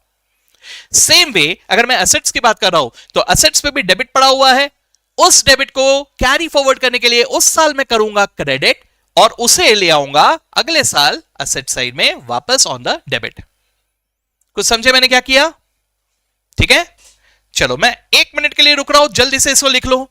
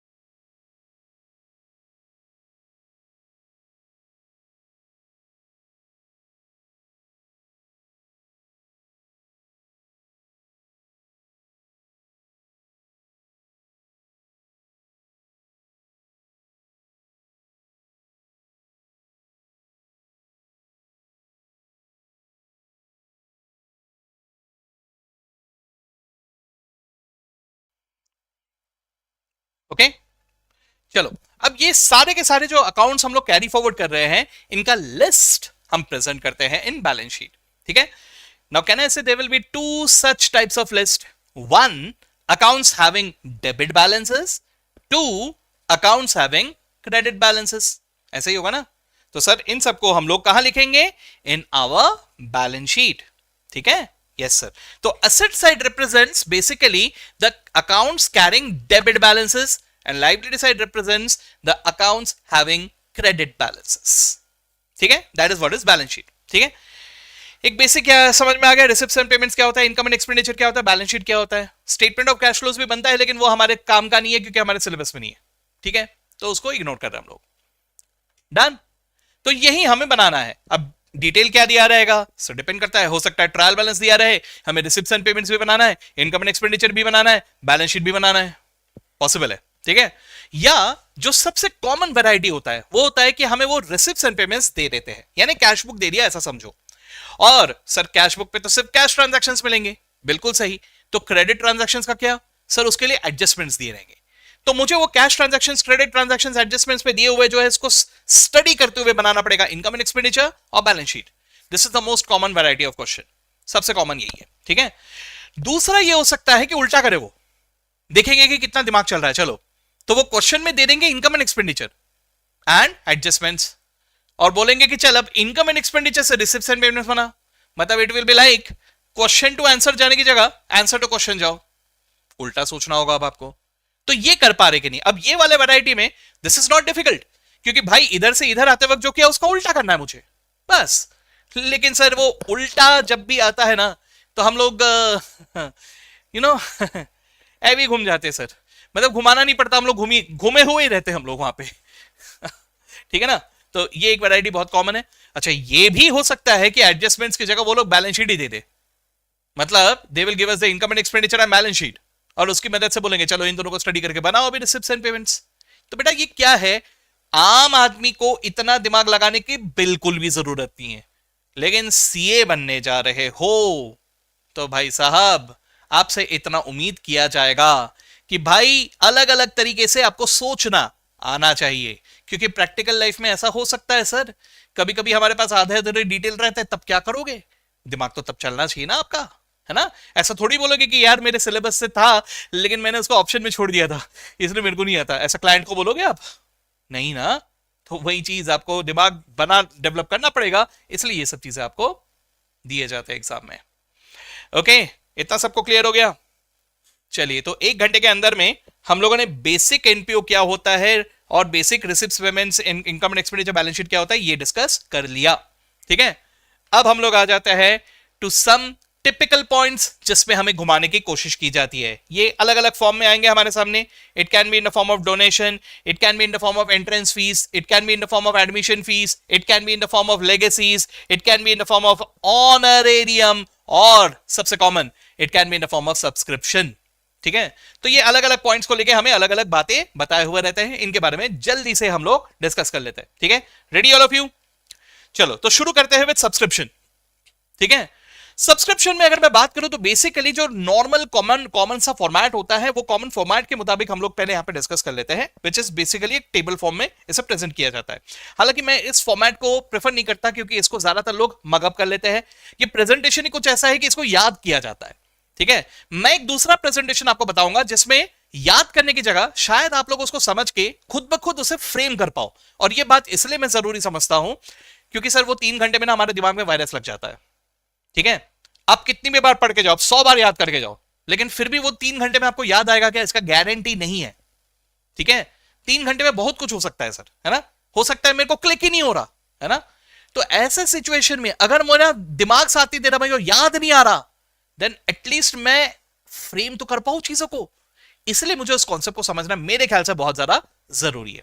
ठीक है, तो मैं आपको वो बताऊंगा, लेकिन पहले किताबी भाषा में देखते हैं, क्योंकि सर मुझे जो डिटेल दिए रहेंगे वो कहां कहां आएगा ये मुझे सोचना पड़ेगा। क्योंकि अक्सर वो क्या कर लेते हैं, वो लोग हमें जो डिटेल देते हैं उसमें कुछ डेटा हिडन रहता है। जैसे जैसे one of the very common things that is hidden is the opening balance of the capital fund. अब कैपिटल फंड में ओपनिंग बैलेंस तो होगा ही, अगर ये एनपीओ कंटिन्यूएशन में है तो वो मिसिंग होता है।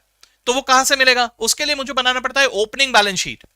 उसके लिए मुझे पिछले साल के एसेट्स, पिछले साल के लायबिलिटीज लिख के ओपनिंग कैपिटल फंड को बैलेंसिंग फिगर के फॉर्म में ढूंढना पड़ता है और उसके बाद आगे बढ़ना पड़ता है।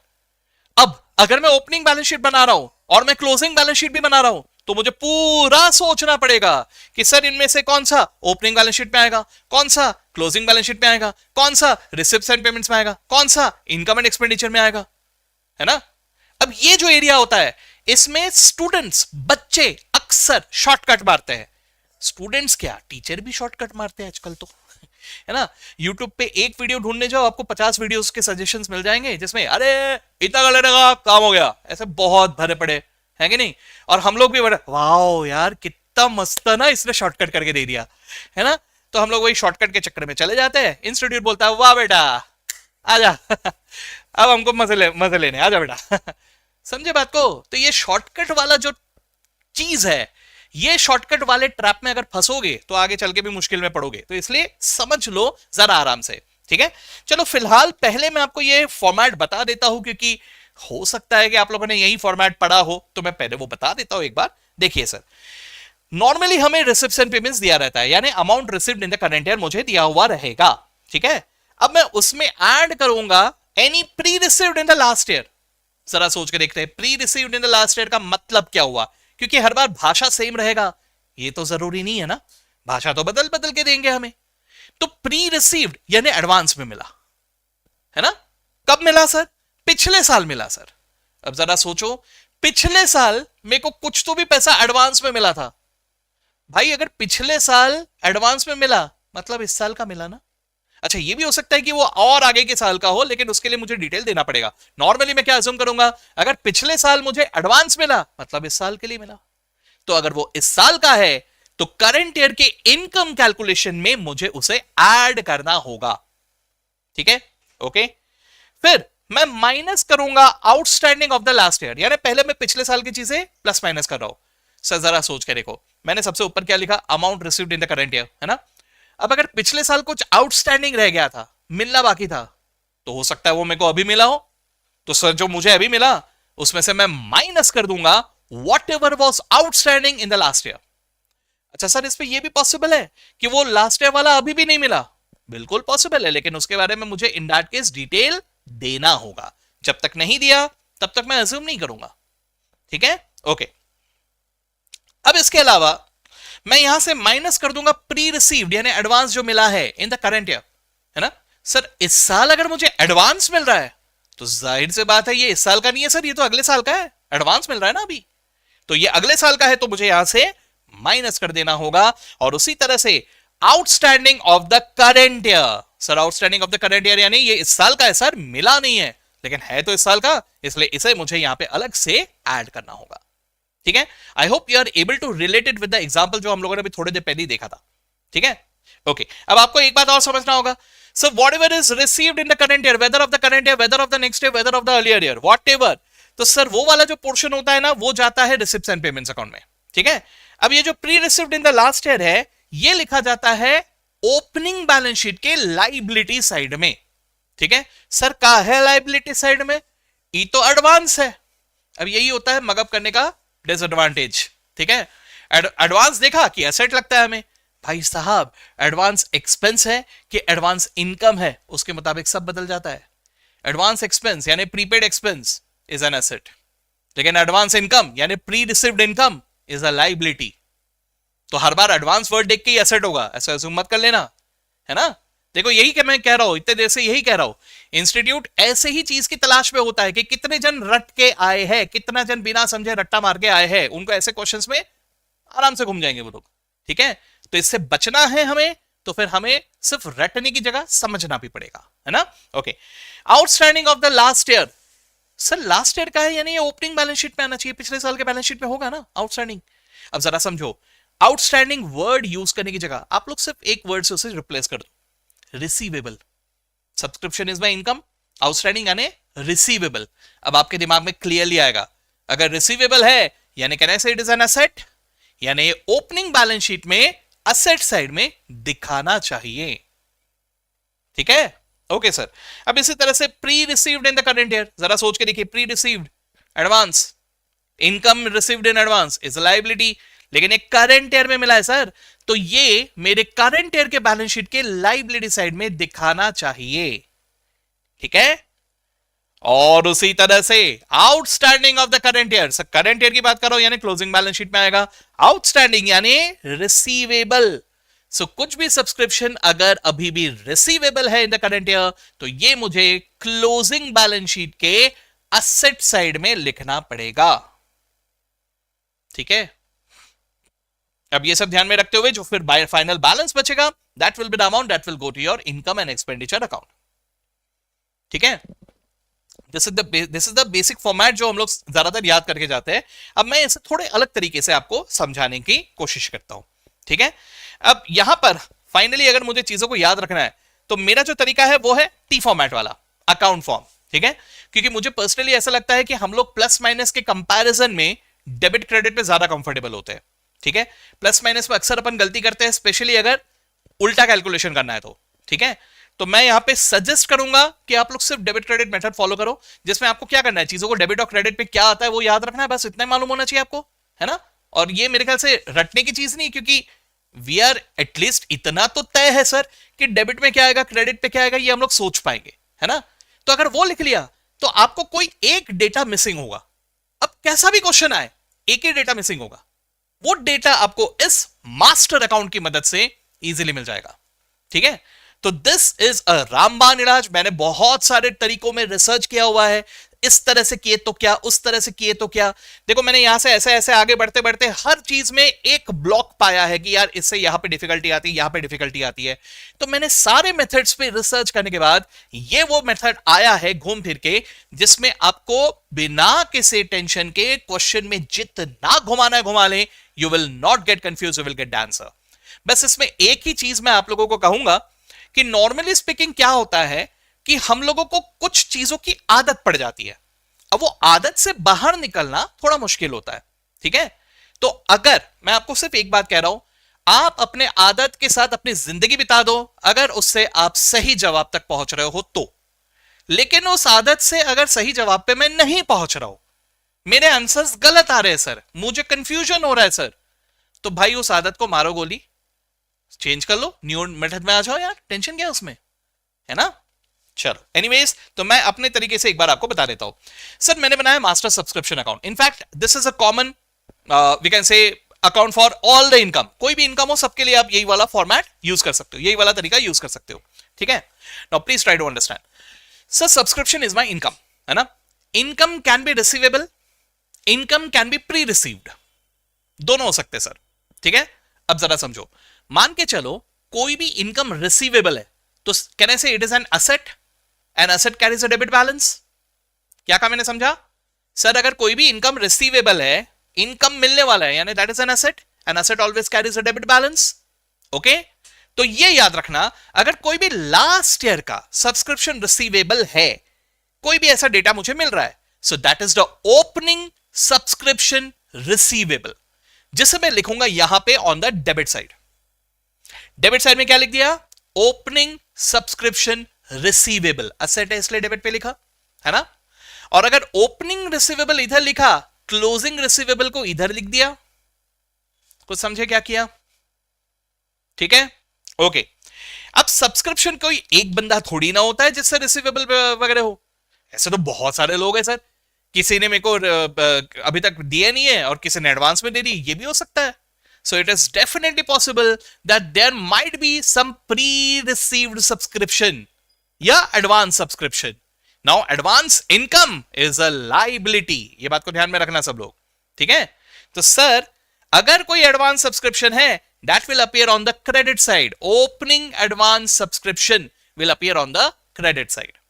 और अगर opening advance subscription credit में है, तो closing यहां आएगा on the debit side. Can I say so? Simple. चलो बहुत बढ़िया। नाउ ये तो मैंने लिख लिया।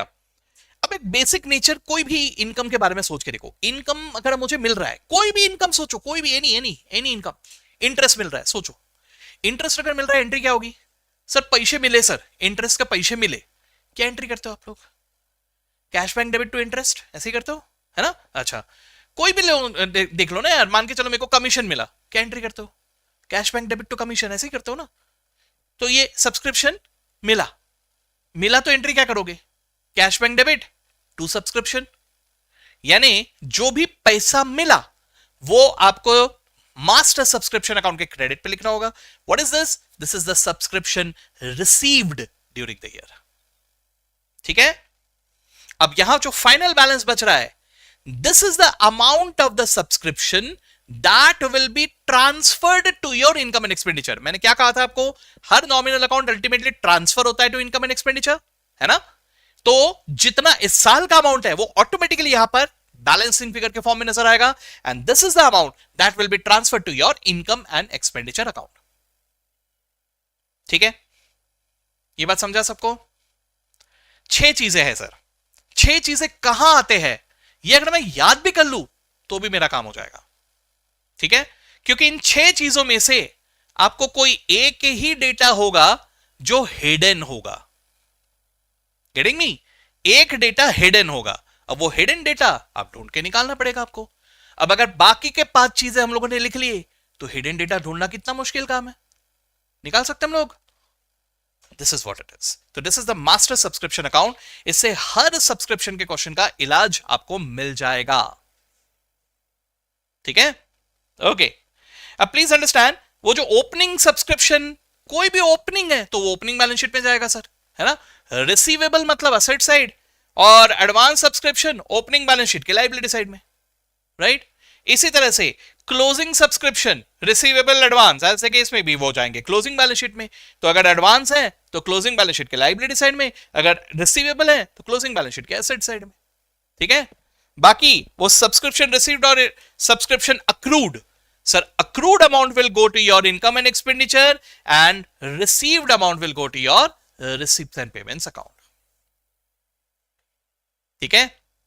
अब डिपेंड करता है कि कौन सी चीज को कहां लिखा, जहां भी लिखा वहां से opening balance sheet, closing balance sheet, income and expenditure या रिसिप्ट्स एंड पेमेंट्स, जो भी जरूरत है वहां पर भी मुझे इसे लिखना होगा। देखो बता, 2 बातें हैं। नंबर 1, मुझे मालूम होना चाहिए कि क्या है भाई, करना क्या है।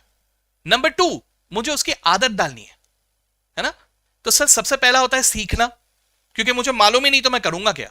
फिर क्वेश्चन देखो, हजारों क्वेश्चंस देख लो, क्या फर्क पड़ता है? मेरे को आ ही नहीं रहा, क्या फर्क पड़ता है ना? तो सबसे पहला है तो सीखना, है ना?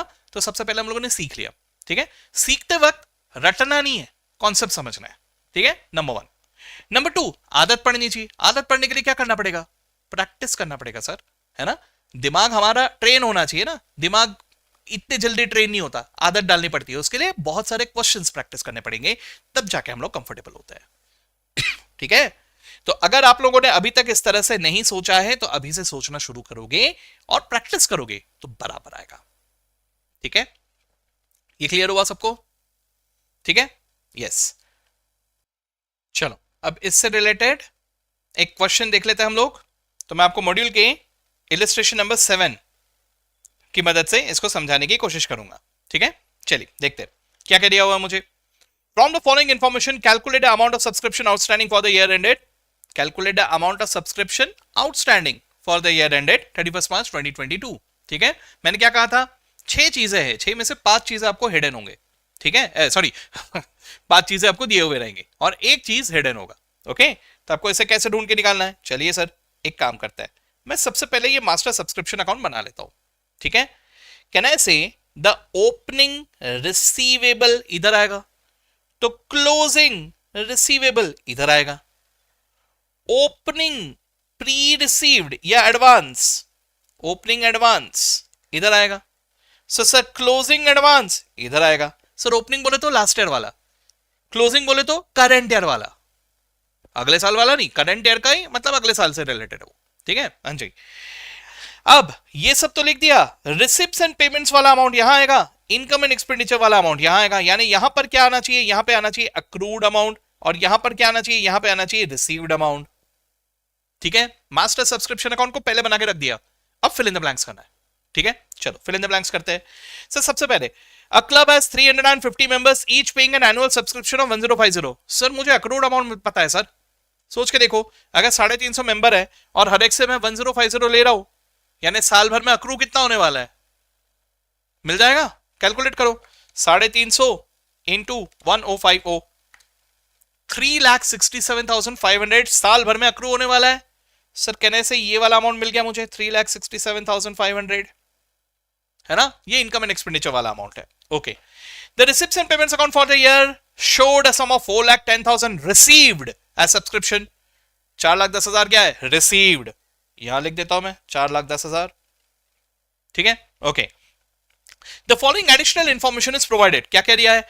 Subscription outstanding on 31 March 2021। Sir ये मेरा ईयर एंड है 31 मार्च 2022, तो 31 मार्च 2021 यानी पिछले साल। तो पिछले साल का आउटस्टैंडिंग मतलब रिसीवेबल पिछले साल वाला। कैन आई से this is the opening receivable? लिख देता हूं यहां पे 45,000। डन। और क्या दिया है सर? और मुझे दिया हुआ है subscription received in advance on 31 March 2022। Sir ये ओपनिंग है कि क्लोजिंग है? देखो उसके नीचे क्या दिया है? Subscription received in advance on 31 मार्च 2021। कौन सा ओपनिंग है, कौन सा क्लोजिंग है? सर 22 वाला क्लोजिंग है, 21 वाला ओपनिंग है। करेक्ट। तो 22 वाला अमाउंट मैं इधर लिख देता हूं, चलेगा? एडवांस वाला है वो, है ना? और 21 वाला अमाउंट इधर लिख देता हूं, चलेगा? एडवांस, है ना? अब सर एक ही चीज मिसिंग है, और शायद वही पूछा था, outstanding for the current year. ढूंढ के निकालो, मिल जाएगा। क्या कहते हो भाई? इजी की हार्ड है? अब इसी तरह से कोई भी 5 चीज आपको दिए हुए रहेंगे और कोई भी एक चीज हिडन होगा, आपको वो हिडन डिटेल ढूंढ के निकालना है। सबको आया? क्या आ रहा है आंसर?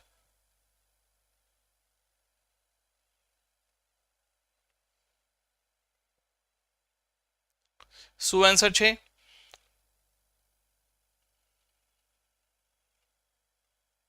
34,500 पक्का? चलो मैच करके देखते हैं। This is the correct answer. और जरा ध्यान से देखना, यही बनाया इन्होंने भी। ठीक है? यस। तो इससे आपका वो कंफ्यूजन का भी इलाज आ जाएगा कि सर ये चलेगा क्या सर एग्जामिनेशन में, क्योंकि हमको तो ऐसे बताया या हमने तो वैसा यूट्यूब में देखा। ठीक है, बिल्कुल चलेगा भाई, मॉड्यूल में दिया हुआ है। और मॉड्यूल में एक तरह का प्रेजेंटेशन नहीं है, मॉड्यूल में मल्टीपल प्रेजेंटेशन है। तो this is working note sir, working note में कैसे भी प्रेजेंटेशन से दो कोई फर्क नहीं पड़ता, चलता है, ठीक है, yes sir, even if it is a main answer इस तरह से बिल्कुल आप लिख सकते हो, ओके, डन, आ गया सबको। तो ये था हमारा सबसे पहला वाला, दैट इज सब्सक्रिप्शन, है ना। अब इसी तरह से अगर मैं आगे बढ़ता हूं तो यहीं पे मैं कवर कर लेता हूं, कभी कभी हमें ना खर्चों से रिलेटेड भी इसी तरह से घुमाया जाता है, ठीक है। चलो, उम्मीद करता हूं कि सब लोग अभी भी इतने एनर्जेटिक हो कि हम लोग कंप्लीट कर ले, चलेगा ना, आगे बढ़ूं मैं, थक तो नहीं गए भाई सब लोग?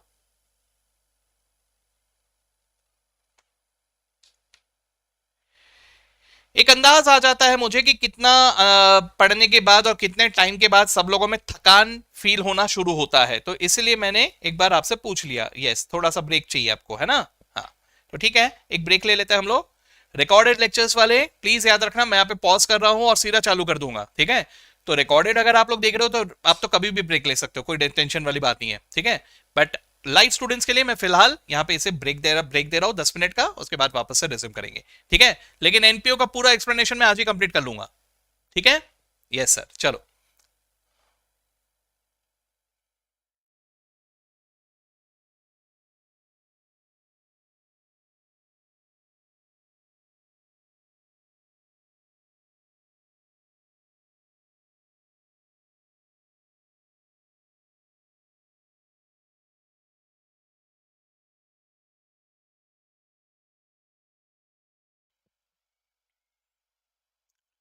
ओके, चलिए, लेट्स कंटिन्यू देन। हाँ जी, तो हम लोग अभी नेक्स्ट देख लेते हैं मास्टर एक्सपेंडिचर अकाउंट। जैसे मास्टर इनकम देखा अकाउंट देखा, वैसे ही मास्टर एक्सपेंडिचर अकाउंट, ठीक है। अब ये किस काम में आएगा?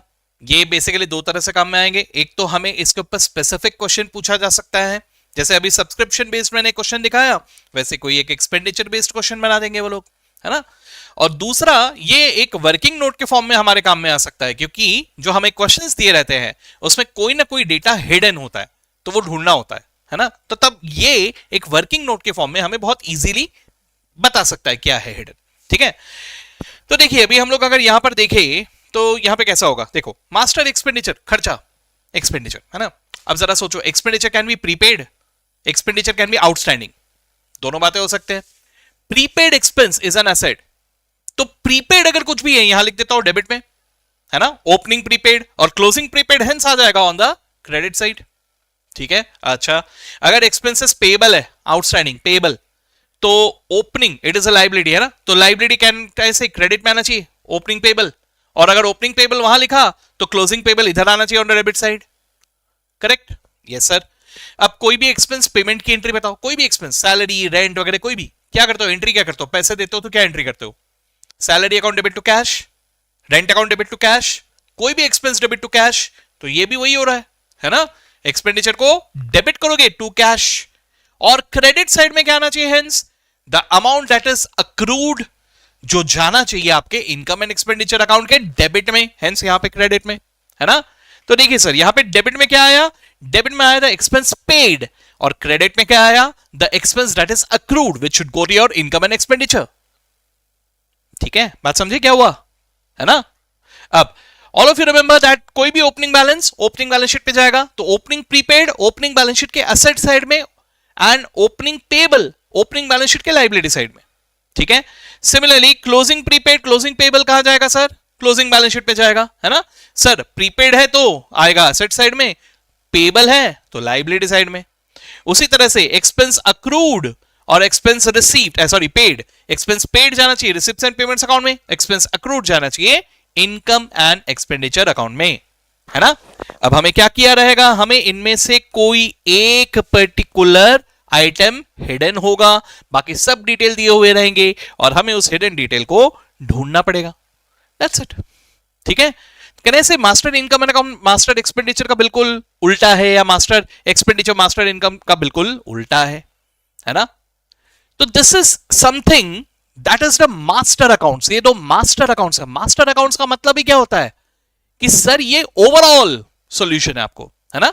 तो ये दो अकाउंट अगर आप लोगों ने ध्यान में रख लिया ना, एनपीओ तो आधा किला फतेह, गेटिंग मी। तो सिर्फ मास्टर इनकम और मास्टर एक्सपेंडिचर के अकाउंट से इन दो अकाउंट की मदद से अगर मैं कह रहा हूं कि 50% एनपीओ का प्रॉब्लम सॉल्व, तो भाई इसको दे दो ना थोड़ा सा इंपॉर्टेंस, फायदा ही होगा, है ना। चलो डन, ये हो गया सर। अब आगे आते हैं। अब इसके आगे अगर मैं कुछ और अगर एडजस्टमेंट्स की बात करूं तो one of the very common again adjustment is donation. अब डोनेशन की बात अगर करें तो हमें एक स्पेसिफिकली क्वेश्चन में एक बार देखना पड़ेगा कि क्या दिया हुआ है sir. Donation can be a general donation, मतलब सर हम मंदिर चला रहे हैं सर, यहां पे तो लोग डोनेशन देते ही है, या तो फिर कोई भी ऐसे ही एक हमारा संस्था है वहां पे हमें डोनेशन तो मिलता ही है सर, सब दान पेटी में पैसे डाल के जाते हैं sir, this is general donation. ठीक है, यहां जो भी पैसा आ रहा है ये पैसा हमारे जनरल पर्पस के लिए ही यूटिलाइज होने वाला है। ठीक है, but the donation can also be a specific donation, यानी किसी खास पर्पस के लिए डोनेशन मिला है, यानी अरे वो आप टूर्नामेंट ऑर्गेनाइज करवाने वाले हो ना, उसके लिए डोनेशन दिया, या अरे आप बिल्डिंग बनवाने वाले हो ना नया वाला, उसके लिए डोनेशन दिया, this is called as a specific donation. ठीक है, तो अकॉर्डिंगली मुझे इसे अलग अलग तरह के दिखाना होगा।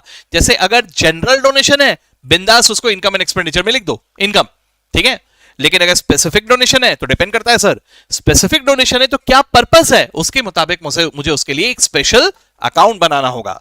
जैसे मान के चलिए टूर्नामेंट के लिए मुझे डोनेशन मिला है तो मैं उसके लिए नया अकाउंट बना लूंगा, टूर्नामेंट फंड अकाउंट, या बिल्डिंग बनाने के लिए मुझे डोनेशन मिला है तो मैं उसके लिए अलग अकाउंट बना लूंगा, बिल्डिंग फंड।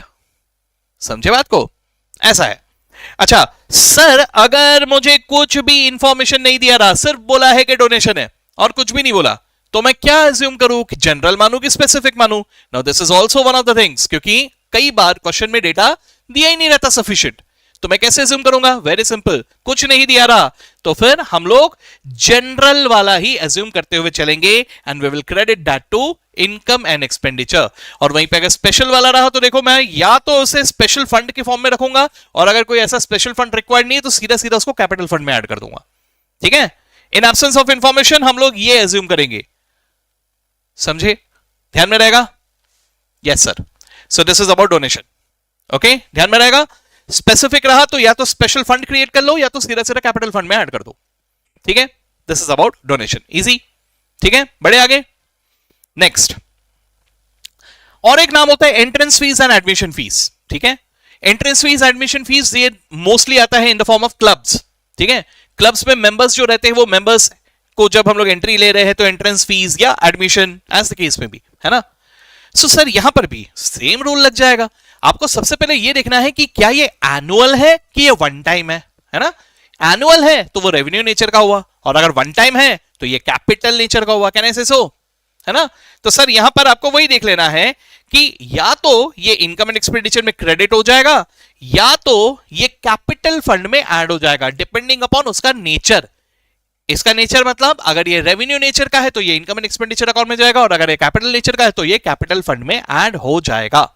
ठीक है सर, अब मुझे कोई इंफॉर्मेशन नहीं दिया है तो मैं क्या अज्यूम करूंगा सर, कोई इंफॉर्मेशन नहीं दिया है तो उसे कैपिटल फंड में ऐड करना। This is what module specifically instructs. Now this is definitely possible कि आप लोगों ने 11th 12th पे कुछ अलग पढ़ा हो, बिल्कुल पॉसिबल है, वहां पर कुछ और अजम्पशन बिल्कुल लिया जा सकता है, वहां पे वही लिखना ठीक है, लेकिन यहां पर मॉड्यूल जो कहता है वही हम फॉलो करेंगे। सो इन एब्सेंस ऑफ इंफॉर्मेशन आप उसे कैपिटल फंड में ऐड कर दोगे। ठीक है, ये हुआ।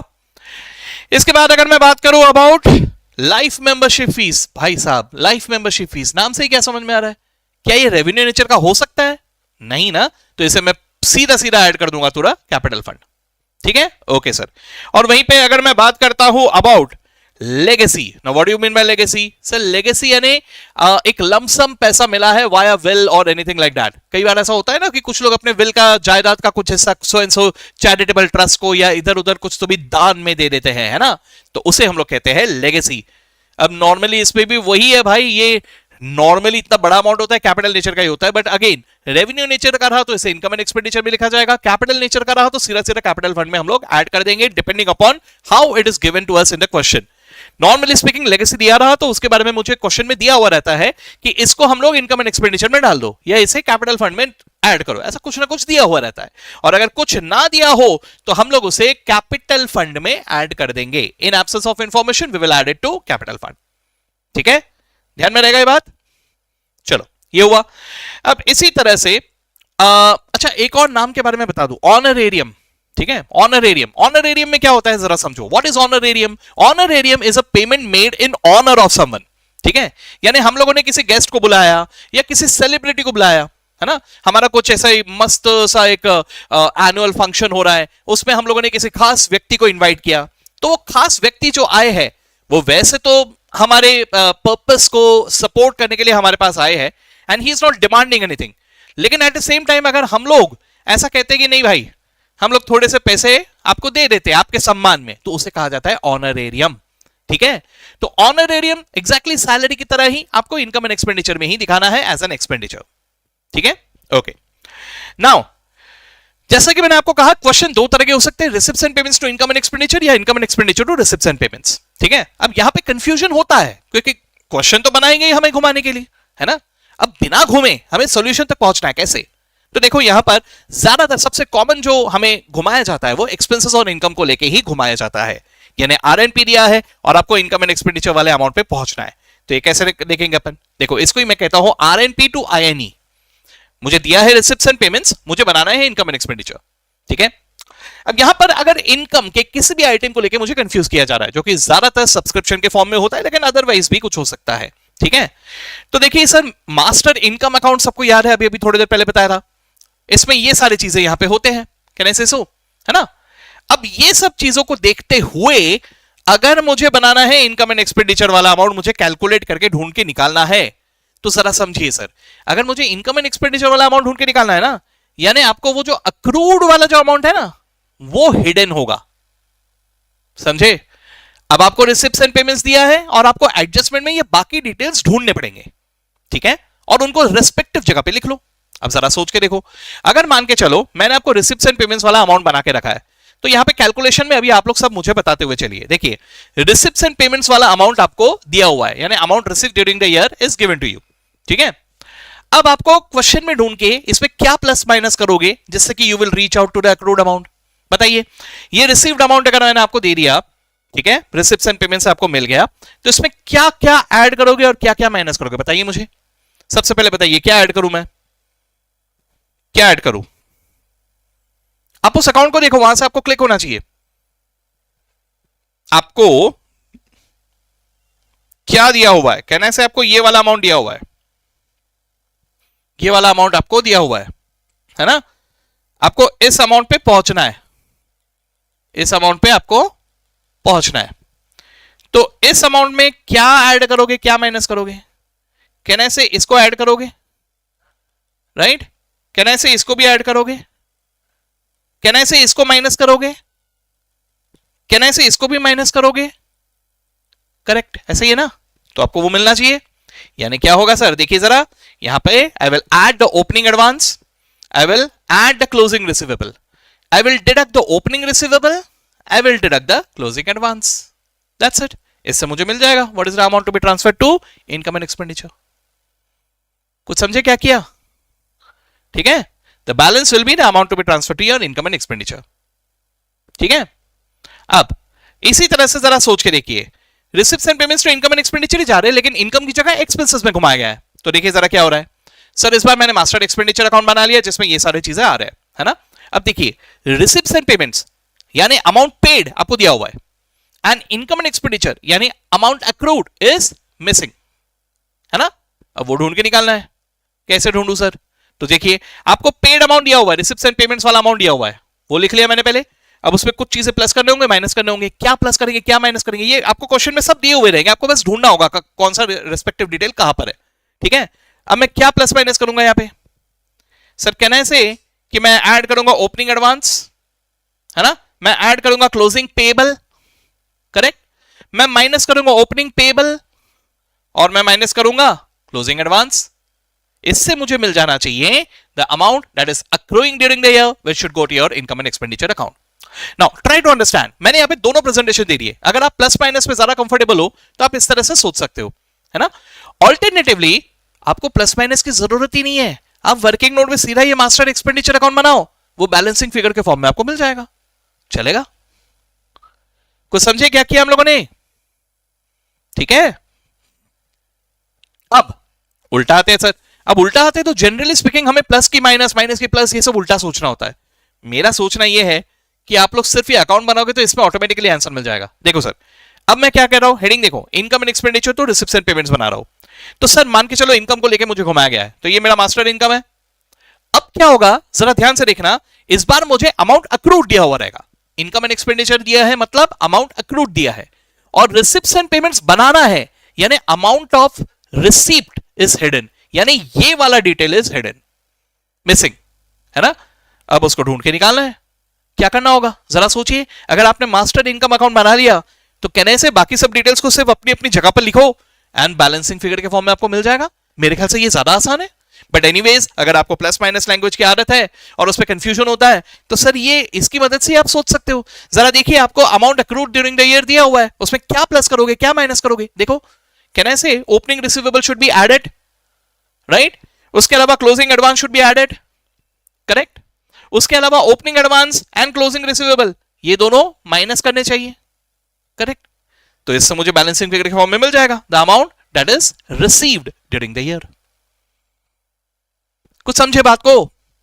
इस तरह से मुझे सोचते हुए आगे बढ़ना है, ओके। चलो अब इसी तरह से अगर मान के चलो मुझे एक्सपेंडिचर को लेके घुमाया गया है, ठीक है। अगर एक्सपेंडिचर में घुमाया गया है, मास्टर एक्सपेंडिचर अकाउंट बना लो, यहां पर सारी चीजें अपनी अपनी जगह पे लिखे हम लोगों ने, ठीक है। अब क्या मिसिंग है सर, इस बार अमाउंट पेड मिसिंग है, ठीक है। सॉरी यहां पे गलत वाला ये हो गया, अमाउंट पेड मिसिंग है, तो आप निकाल लोगे इसकी मदद से। यहां पे गलत वाला वो हाईलाइट हुआ, लेकिन आप लोग उसको ठीक कर लोगे भी। समझे बात को? क्या करना होगा? That's it. इतना आसान है सर ये, ठीक है। Yes sir. चलो ये हुआ। अब फाइनली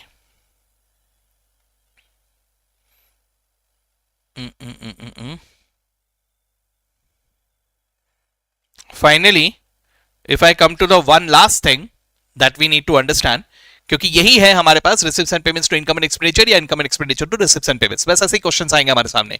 क्या एडजस्टमेंट करना है ये हम लोगों ने अभी अभी डिस्कस किया, राइट। अब बस उसको उस तरह से मुझे एग्जीक्यूट करना है क्वेश्चंस के में, दैट्स इट, नथिंग एल्स। लेकिन हाँ, एक और एडजस्टमेंट है जिसको मैं यहां पे कवर अप करना जरूर चाहूंगा, ठीक है। And what is that?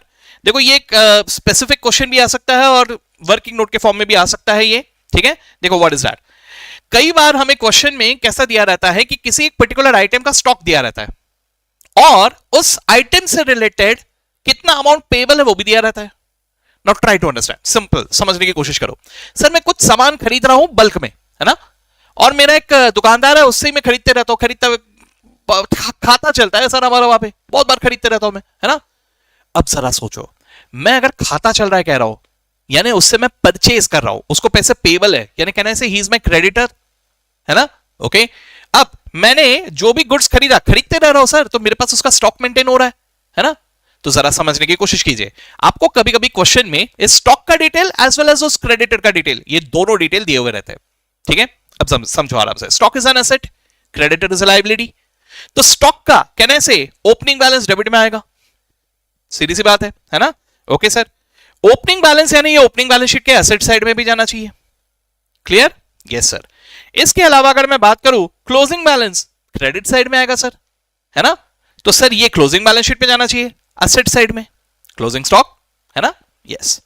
अब सर कहना ऐसे कि मैं क्रेडिटर्स अगर कुछ भी खरीदता हूं तो मैं उधार में खरीदता हूं, तो उसका एंट्री में क्या करूंगा? इन दैट केस परचेज को डेबिट नहीं करूंगा, इस बार मैं स्टॉक को डेबिट करूंगा और क्रेडिटर्स को क्रेडिट करूंगा, ठीक है सर। ये जो मैंने परचेज किया है ये ड्यूरिंग द ईयर परचेज किया है ना, this is the purchase during the year, this is not the amount that should go to your income and expenditure.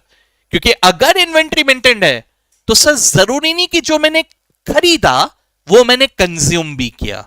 समझो इस बात को, जब हम चीजें बल्क में खरीदते हैं ना, so it is not a purchase amount that should go to your income and expenditure, it is the amount that you have consumed that should go to your income and expenditure account, ठीक है। आप घर पे बताओ, एक बात सोच के देखो, आपने घर पे मान के चलो महीने भर का राइस खरीद के रखा हुआ है, ठीक है। अब मैं आज का आपका एक्सपेंडिचर जानना चाहता हूं कि आज आपका कितना खर्चा हुआ है, तो आप लोग क्या मुझे पूरा महीने भर का राइस का कॉस्ट बताओगे कि आज के दिन में जितना कंज्यूम हुआ उतने का ही राइस का कॉस्ट बताओगे? जितना कंज्यूम हुआ उतना ही बताओगे ना। तो उसी तरह से अगर मैंने बल्क में स्टॉक खरीद के रखा है तो सर इस साल में कितना स्टॉक कंज्यूम हुआ वही मेरे इनकम एंड एक्सपेंडिचर अकाउंट में जाना चाहिए। सो ये बात ध्यान में रखना पड़ेगा कि पूरा का पूरा परचेजेस मेरे इनकम एंड एक्सपेंडिचर में नहीं जाएगा। तो मुझे यहां से ये बैलेंसिंग फिगर के फॉर्म में मिलेगा what is the income what is the expense that is accrued, यानी what is the stock that is consumed during the year, and this should go to your income and expenditure account.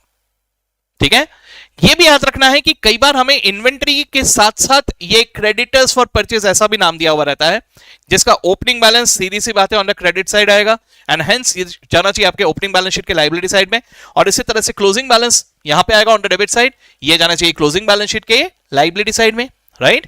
अब जरा समझने की कोशिश कीजिए, sir creditor से अगर मैं कुछ भी परचेज कर रहा हूं, है ना, तो वो परचेज किए हुए डिटेल्स को यहां लिखा जाएगा, और उसके अलावा जो मैं क्रेडिटर्स को पेमेंट कर रहा हूं वो यहां पे डेबिट में आएगा। कैन आई से सो?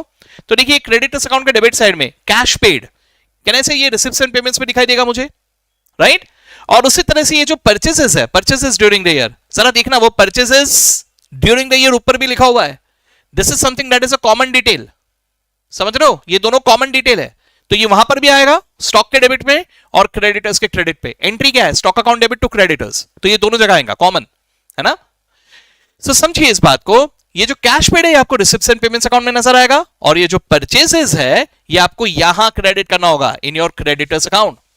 ठीक है, सो क्या होता है कि ऐसे सिचुएशन में हमें अक्सर expenses accrued during the year, जो कि इनकम एंड एक्सपेंडिचर में जाना चाहिए, ये डेटा आपको हिडन होता है, वो आपको दिया नहीं रहता। ठीक है, देखो ये वाला जो डिटेल है, ये देखो ये वाला जो डिटेल है ये आपको हिडन होगा, मान के चलो ये आपको नहीं दिया है, अज्यूम करो कि आपको नहीं दिया है। ठीक है, ओके। अब आपको क्या होगा, ये परचेजेस वाला डिटेल भी नहीं दिया रहेगा, अब वो नहीं दिया मतलब ये भी नहीं दिया है। ठीक है, what will be given to you is the opening stock, closing stock, ये दोनों दिए रहेंगे, ओपनिंग क्रेडिटर्स का बैलेंस, क्लोजिंग क्रेडिटर्स का बैलेंस, ये दोनों दिए रहेंगे, और रिसिप्ट्स एंड पेमेंट्स अकाउंट का ये वाला बैलेंस भी आपको दिया रहेगा। So how you will proceed, समझो बात को, दोनों जगह चार चार आइटम है, लेकिन स्टॉक अकाउंट की बात करें तो दो चीजें मिसिंग है, और क्रेडिटर्स अकाउंट की बात करें तो एक ही चीज मिसिंग है ना। तो आप लोग क्या करना, पहले क्रेडिटर्स अकाउंट बनाना, ओपनिंग बैलेंस क्लोजिंग बैलेंस लिख लो, कैश पेड लिख लो, उसके बाद जो बैलेंसिंग फिगर के फॉर्म में आपको मिलेगा, what is that, that is the purchases, and the same purchases should come here also, correct. तो यहां पर आपको वो परचेजेस मिल गया, अगर वो परचेजेस मिल गया तो वहां का तो ओपनिंग क्लोजिंग स्टॉक तो मुझे वैसे भी पता है, so now you will get this as the balancing figure which should go to your income and expenditure account. ये एक बहुत ही कॉमन सा एडजस्टमेंट है जो अक्सर रिपीट होता रहता है एनपीओ के क्वेश्चंस में। ठीक है, बस इसका ध्यान रखना है, अगर इसको संभाल लिया और वो मास्टर एक्सपेंडिचर और मास्टर इनकम अकाउंट बना लिया तो किला फतेह है भाई, हो गया, और कुछ बचा ही नहीं है फिर एनपीओ में। तो क्या समझे? So that is basically whole of NPO adjustments, है ना, पूरे NPO में इतने ही सारे एडजस्टमेंट्स है। ठीक है, बस अब क्वेश्चंस बचे, RNP to INE, INE to RNP, subscription and all. ठीक है, सो आज का मेरा टारगेट था कि मैं आप लोगों को NPO पूरा का पूरा कवर अप करवा दूं कि NPO में एग्जैक्टली होता क्या क्या है। ठीक है, और I think we have accomplished our mission, है ना, मिशन अकम्प्लिश्ड, राइट। हाँ जी, तो अब हमें नेक्स्ट जो आगे बढ़ना है वो बढ़ना है to the questions. Top 5 questions में हम लोग जाएंगे, लेकिन वो टॉप 5 सेशंस में हम लोग कवर कर लेंगे। ठीक है, चलिए, तो with that I will stop for the day.